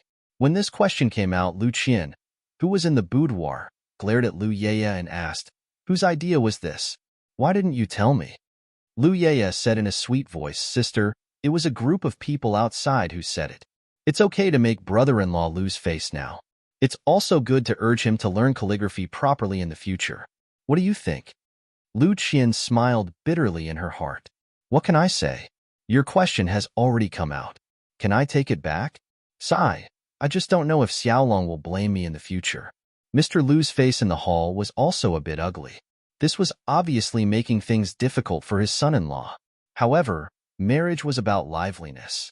No matter how much nonsense they made, they could not be blamed. It was better to see how Zhang Xiaolong would deal with it. If he really could not do it, he would just write something. It was not a big deal. After all, it was not a big deal anyway. Zhang Xiaolong and his brother's faces were also very strange. What they were afraid of came true. Zhang Xiaolong sighed in his heart. He walked forward and prepared to write a few words to deal with it. At this time, Zhang Xiaohua once again pulled her elder brother's arm and said, "Don't be impatient, elder brother. Let me try." Can you do it?" Zhang Xiaolong was a bit doubtful. Zhang Xiaohua patted his hand and said, "It's still the same words. If I can't do it, you try again." Zhang Xiaohua walked forward and said to everyone, "It's still the same old words. My elder brother's arm injury has not healed yet. Let me write this for him." After he finished speaking, he walked in front of the prepared ink and paper. He lowered his head and pondered for a moment. Suddenly, his eyes lit up.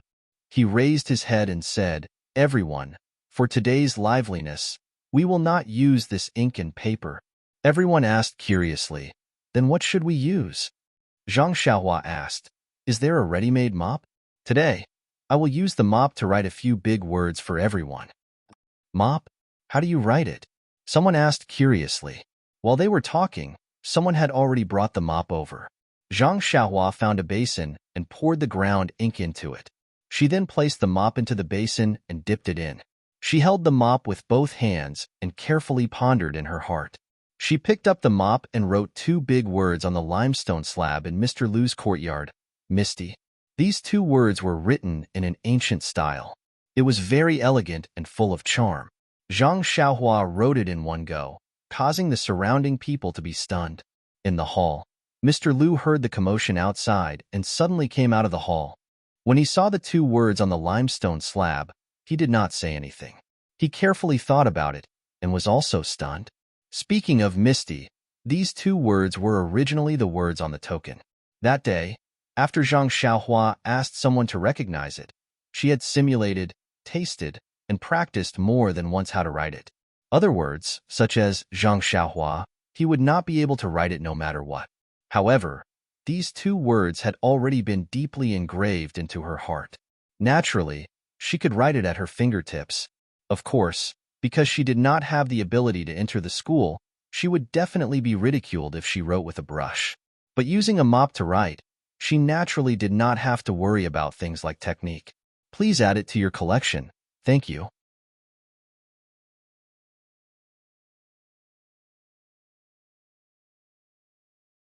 Chapter 52. The word misty was written in an ancient style, full of elegance and charm. Zhang Xiaohua wrote it in one go, making the surrounding crowd stunned. Mr. Liu, who was in the hall, heard the clamor outside and suddenly became abnormally quiet. He also came out of the hall, and when he saw the two words on the bluestone board, he didn't say anything. He tasted it carefully and was actually stunned. Speaking of the word misty, it was originally the word on the token. That day, after Zhang Xiaohua asked someone to recognize it, he had simulated, tasted, and practiced how to write it more than once in his heart. Other words like Zhang Xiaohua and Zhang Xiaolong were words that he couldn't write no matter how hard he tried. However, these two words had been deeply engraved in his heart, so naturally, he could write it at his fingertips. Of course, based on his standard that hadn't entered the school, writing with a brush would definitely be ridiculed by others. Using a mop to write, he naturally didn't have to care about techniques and such. Suddenly writing it was really shocking. Of course, there were also people who didn't know the value of the word. That butcher Liu was the first to speak. Why aren't you saying anything? Is it good or bad? Say something? These words immediately woke everyone up. Everyone clapped their hands and praised together. Good words, good words. The meaning is casual. The ancient charm is long, rare, rare, rare. A few people who had ulterior motives couldn't help but praise. They muttered in their hearts, "This Mr. Liu, the younger brother's standard is already so amazing, not to mention the older brother. He even said that he was from a bumpkin background. Isn't he too low-key? If this standard is considered a bumpkin, then what is our standard?" Mr. Liu's gaze also moved from the bluestone board to Zhang Xiaohua. He naturally knew of Zhang Xiaolong's standard, but this Zhang Xiaohua at such a young age actually had such standard. He really hit it deeply. He had treated him as a child before, but it seemed like he had eyes but didn't recognize Mount Tai. He had to dig more in the future. Actually, Zhang Xiaolong was also very surprised, but now wasn't the time to be surprised. He still had to face the bridesmaid's second question. Sure enough, the second question was still a literary question. Compose a poem. Zhang Xiaolong, Zhang Xiaohua, Lu Qian, and Mr. Liu broke out in cold sweat. Who was so shameless? Lu Yeye was also very innocent. She said with her big eyes, "It's all the revenge of those disappointed people. Sister, if you want to blame someone, blame your charm." Zhang Xiaohua wanted to step forward again, but she was stopped by Zhang Xiaolong, who said, "Xiaohua, look at Big Brother this time." Zhang Xiaolong lowered his head and pondered, pacing back and forth. Not long after, he raised his head and said to the crowd, "Ladies and gentlemen, I'm just a man who grows crops in the fields. I can't be compared to all of you. However, I've always believed that everyone in this world has their own role to play in survival. Scholars have their own uses, farmers have their own uses. No one can be missing. Today, I'll pretend to be cultured and reluctantly compose a poem." After saying that, he raised his voice and said, "I was originally a banished immortal in the heavens, wandering in the mortal world for decades. I was just waiting for the opportunity to meet the hidden dragon and soar into the heavens." This time, the crowd was stunned again. Logically speaking, this poem did not rhyme at all, and the word count was also wrong. However, the concept contained within was very distant, and the momentum was boundless. The crowd did not know how to evaluate it.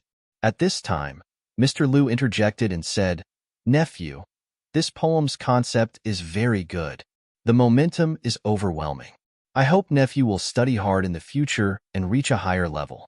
When everyone heard this, they could not help but say, "Mr. Lu, you're still calling him nephew. Shouldn't you change your way of addressing him?" The crowd was in an uproar, and everyone said their own words. This second question was passed. At this time, Zhang Xiaohua gave Zhang Xiaolong a thumbs up. Zhang Xiaolong smiled and used his hand to wipe his forehead. It seemed that he was already sweating. When Zhang Xiaolong once again walked to Lu Qian's boudoir, the third question appeared. If the bride was compared to an object, what would you want it to be? This question was very tricky. Everyone's answer would be different, and no matter how they answered, it could be said to be a very good answer. It was also this kind of question that looked easy, but on the contrary, it was not easy to answer. Many people in the crowd were thinking in their hearts. If they were to answer this question themselves, what would they say? However, this question seemed to be too simple for Zhang Xiaolong. He did not even think and immediately answered, "I hope that Qian Qian is a mirror given to me by the heavens. When I make a mistake, she can remind me and correct me. I hope that Qian Qian is a lotus flower given to me by the heavens. We can be harmonious, respect, and love each other forever. I hope that Qian Qian is a crutch given to me by the heavens. When we are both old, we can support each other and grow old together." Zhang Xiaolong's answer was so simple and straight to the heart. Everyone could not help but sigh in their hearts. Lu Qian indeed had a unique insight and found her true love. Originally, there were some people who were dissatisfied, but at this moment, they also felt Zhang Xiaolong's sincerity towards Lu Qian. They could not help but applaud and cheer. Lu Yeye, who was listening in the room, also had stars in her eyes. She smiled and said to Lu Qian, whose face was red and her eyes were sparkling, "Sister, other people are all sour scholars. This future brother-in-law has not studied for a few days. How can he be so sour? Could it be that sister's few days in the Zhang family can make this Zhang Xiaolong so sour? What kind of distance is that?" Lu Qian scolded, "You're thinking too much." Lu Qian scolded with a smile, "You little girl, you're always thinking in the wrong direction. I didn't think that this little dragon would have such literary talent and accomplishment. I didn't teach him these. I only thought that he had the potential in this area. It seems that I didn't misjudge him. Yeye, why aren't you opening the door?" After that, she put the red veil on her head. Lu Ye said, "Yes, bride." After that, she opened the door wide. The people outside the room saw the door open and knew that the bride's side had passed. Naturally, there was a burst of cheers. Then, Zhang Xiaolong entered the room. Under the accompaniment of the bridesmaid, Lu Yeye, he carefully brought Lu Qian out. They walked into the Lu family's hall together. In the hall, Mr. Lu was already sitting there. Zhang Xiaolong and Lu Qian walked in front of Mr. Lu and knelt down together to kowtow 3 times to the old man. After they finished, Mr. Lu quickly stood up and helped them up. At this time, Lu Qian was already sobbing. She felt the pain of leaving home. It was also because she had gone to other places in the past. In the end, she had to return to her home. No matter where she was, she always had this root in her heart. From today onwards, this was no longer her home. She did not need to think about coming back. She inevitably felt a sense of loss in her heart. Thinking about the place where she grew up and thinking about her mother not being able to see this scene, how could she still control her feelings? Mr. Lu walked in front of Zhang Xiaolong. Zhang Xiaolong quickly called him father-in-law. Mr. Lu looked at Zhang Xiaolong's eyes and put Lu Qian's hand in his hand. He said, "Xiaolong, I'll leave Qian Qian to you. You must remember what you said to me before. Treat her well and don't let her down." Zhang Xiaolong took Lu Qian's hand and said seriously, "Father-in-law, I treat Qian Qian sincerely. In the future, you can look at me. I will definitely not let you down." Then, Mr. Lu walked in front of Lu Qian and took her hand. He said, "Qian Qian, in the future, you are a member of the Zhang family. You must serve your in-laws well and live a good life with Xiaolong. I don't want to say anything else. I just hope that you can grow old together and live a happy life." Lu Qian cried and said, "I know, father. We will do it." Then, Mr. Lu said, "Okay, You should go back quickly. They must still be waiting." After saying this, Zhang Xiaolong took Lu Qian's hand and sent Lu Qian to the bridal sedan that had been waiting for a long time at the door. Then, he got on the horse and let Zhang Xiaohua lead the horse. Lu Yeye accompanied by the bridal sedan. She led the bridal sedan and walked slowly from the Lu family's gate to the village entrance. Mr. Lu watched from afar as the wedding crowd walked further and further away. He couldn't help but cry. The daughter that he had raised for such a long time was going to be married off in the blink of an eye. Even if she would live with him soon, she would not be the same person at that time. At that time, she would first be the daughter-in-law of the Zhang family. Thinking of this, Mr. Lu couldn't help but think of his deceased wife. It was a pity that she passed away early and couldn't see the scene of his daughter getting married. At this time, Lu Kai also came over. He supported his father and comforted him. "Father, Xiaolong is a very good child. The people of the Zhang family are also very reasonable. Sister won't suffer any grievances when she marries over. Moreover, aren't you moving over to live with them soon? If there is anything, you will be the first to know. It's not much different from sister living at home with you now." Mr. Lu sighed and nodded. Then, he shook his head and turned back to the house. Zhang Xiaolong and the others took the bridal sedan out of the village entrance of Balagu. Looking at the sky, it was already late in the morning. He said to Zhang Xiaohua and Lu Yeye, looking at the time, "It's already late. We have to hurry. Xiaohua, you ride with me. Yeye, you also sit in the sedan. It's only right for the bridesmaid to sit in the sedan." The two also followed Zhang Xiaolong's arrangement. One rode a horse and the other sat in the sedan. Only then did the wedding procession speed up and prepare to reach the Guozhuang house before noon.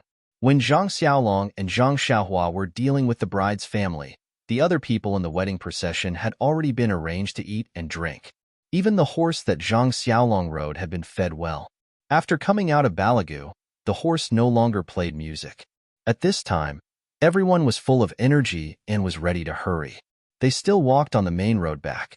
At this time, there were more people. Everyone was very interested in the wedding procession. Along the way, many people pointed at the wedding procession and commented on Zhang Xiaolong as the groom from time to time. They also guessed the appearance of the bride. It was a pity that the curtains of the bridal sedan were covered. Otherwise, everyone's eyes would look there, hoping to see the beauty of the bride.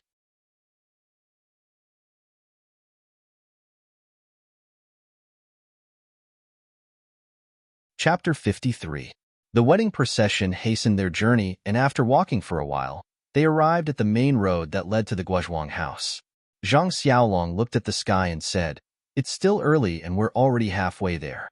There shouldn't be a problem for us to rush back to the Guozhuang house. Let's rest for a while so that we can rush back in one go." Other than Zhang Xiaolong, Zhang Xiaohua, Lu Qian, and Lu Yeye, the rest of the group were all walking. Putting aside the fact that the sedan bearers were already exhausted from carrying people, the band members were also carrying a few kilograms of heavy instruments. They were also very tired from rushing all the way. When they heard the word rest, they immediately walked to the side of the road and sat down on the grass. They poured out water from their gourds or leather pouches to quench their thirst. The sedan was carefully carried by the sedan bearers to a big tree by the side of the road, and the sedan bearers walked away to rest. Zhang Xiaolong also dismounted and walked to the side of the sedan with Zhang Xiaohua. Zhang Xiaolong took 2 leather pouches from beside the stirrups and handed one to Zhang Xiaohua for him to drink. He held the other pouch in his hand and walked to the side of the sedan. He said to the person in the sedan, "Qian Qian, you must be thirsty. Do you want to drink some water?"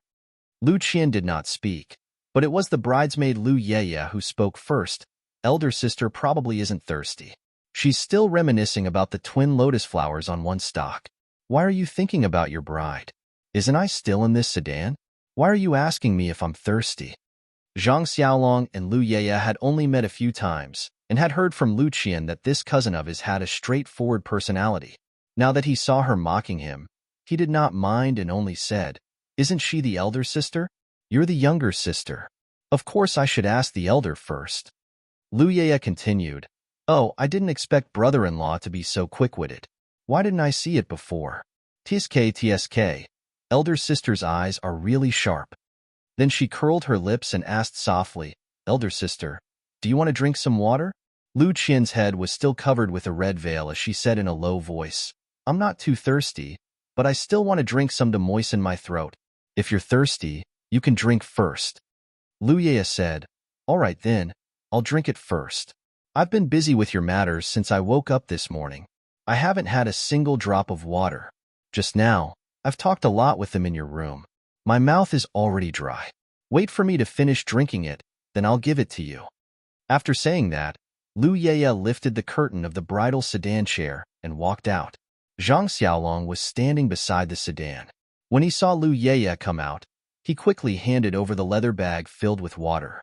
At this time, from the direction of Lu Town, a few people on horses galloped over. The three in front were very handsome horses. The three people on the horses looked very similar. Their faces were charred black, their eyes were squinted, and they had a lecherous look. They were about 40 years old and wore very bright clothes. The four people behind them were ordinary tall horses. The people on the horses were of different height and weight, but they were all dressed in black and had weapons at their waists. Their eyes occasionally wandered around the road, and they seemed to be very careful. These people saw Zhang Xiaolong and his group of people who were listening and resting at the side of the road from afar. They didn't care and hurriedly took a few glances before passing by. Coincidentally, one of the three in front was tilting his head and waving his whip when Lu Ye came out from the bridal sedan chair. She used her hand to take the leather bag handed to her by Zhang Xiaolong and gave Zhang Xiaolong an angry smile. That Lu Ye was originally round and smooth, and her eyebrows were delicate. Today, she was Lu Qian's bridesmaid, so she dressed up even more beautifully. Zhang Xiaolong didn't think much of this smile, but the person on the horse had a burst of lewd light in his eyes. He couldn't help but let out a "ee" sound. Immediately, he tightened the reins in his hand and gradually slowed down the horse. The two people beside him saw him slow down and immediately turned their heads to ask, "Lao, what's wrong?" That person said, "Big brother, something wonderful has come. What do you think of the woman beside the bridal sedan chair?" The boss looked up and couldn't help but smack his lips and say, "Teske tisk, she's really not bad. Although she's not an outstanding beauty, she's still a pretty girl from a humble family." Another person followed up and said, "Big brother, these past few days in Lu Town, you've been having a lot of fun." These words are used very well. That second brother said, "Big brother, last year you found a beautiful woman in that Exine manor. You obtained both wealth and beauty and had a fat new year. I, your brother, have seen you make her the wife of your stronghold. My heart itches. Although this Lu Town girl is interesting, she's still a woman of romance. She won't last long. I think this woman isn't bad. Why don't you get her into the stronghold and let her be my concubine?" The boss said, "The deal before the new year was indeed a good deal. I thought it was his family who dug up the jewels from the mountain, and we just took the jewels. Who knew that the woman in his family was so beautiful? How could I let her go?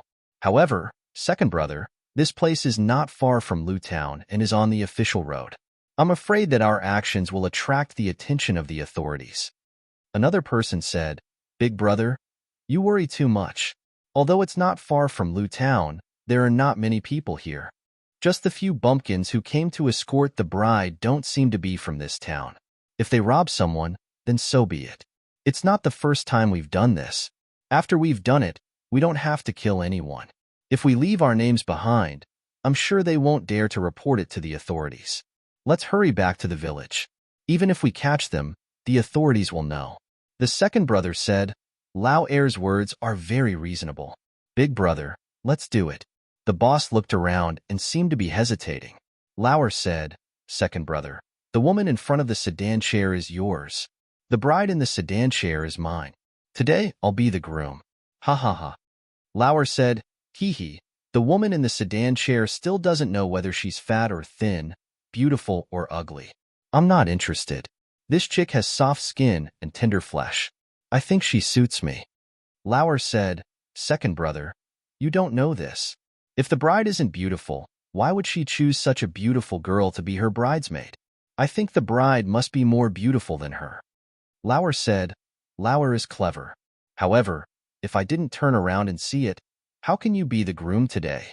Tonight before you enter the room, you have to toast me 3 big bowls. Lauer said with a sinister smile, same to you. Let's go to the bridal chamber together. The 3 of them talked from afar and looked at the sedan chair from time to time. It seemed that they already had a plan in mind. The 4 people next to them didn't say anything. They surrounded the 3 of them in a circle as if they were used to it. Lauer saw that the boss was still hesitating and said unhappily, Big brother, what's there to think about? We brothers don't have any fresh girls to serve us this new year. We can't compare to you. You have a beautiful woman in your bed. Lauer saw that Lauer was unhappy and Lauer was eager to try. He laughed and said, well said. Who have we she Chui 3 wolves been afraid of? Big brother has meat to eat. We can't let the brothers drink only soup. Let's go.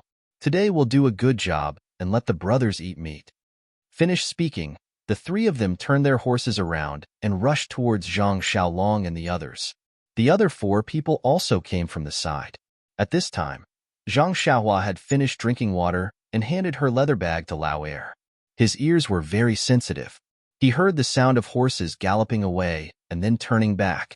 He immediately looked up and saw 7 people rushing towards him. He became alert and quickly said to Zhang Xiaolong, Big brother, be careful. The group of people who just passed by are back. Is there something wrong? Zhang Xiaolong was just talking to Lu Qian and Lu Ye. He didn't notice the horses passing by. Now that he heard Zhang Xiaohua's reminder, he immediately looked up and saw the Shi Chui 3 wolves looking at him with lustful eyes. He shouted in his heart, not good. Why did I encounter such a thing again? Just as he was about to have Lu Ye hide inside the bridal sedan chair, the horses had already arrived in front of him. Zhang Xiaolong frowned and pulled Lu Ye behind him. He cupped his fists and said, What orders do you have for me? The one who rushed at the front was the second brother of the Shi Chui 3 wolves. He saw Zhang Xiaolong salute but didn't answer. He didn't even slow down the horse. Borrowing the horse's momentum, he lifted his leg and kicked towards Zhang Xiaolong's chest. Although Zhang Xiaolong didn't practice martial arts, he was still a young man. He was agile. He quickly moved sideways and got Lu Ye out of the way. The second brother's leg kicked below his shoulder. Zhang Xiaolong screamed and his body flew out. He fell on the side of the road far away. A mouthful of blood spurted out from his mouth and he fainted on his back. The water bag was also thrown far away, allowing the water to gush out. Zhang Xiaohua saw that his big brother was injured. He was shocked and wanted to run over. The third brother of the Shi Chui 3 wolves rode a horse and rushed towards him. He raised his hand and whipped. Zhang Xiaohua saw the whip coming and quickly dodged. He raised his hand and wanted to grab the whip. However, he had exhausted all his strength to pull the bow and shoot arrows this morning. At this moment, his arms were still sore and he couldn't use any strength. He watched the whip hit his face and could only tilt his head as much as possible. The whip fell on his shoulder. Zhang Xiaohua also screamed, ah, and fell to the ground. The whip on his body was burning hot, and he couldn't help but cry. After the second brother and the third brother of the Shi Chui 3 wolves succeeded, they didn't stop.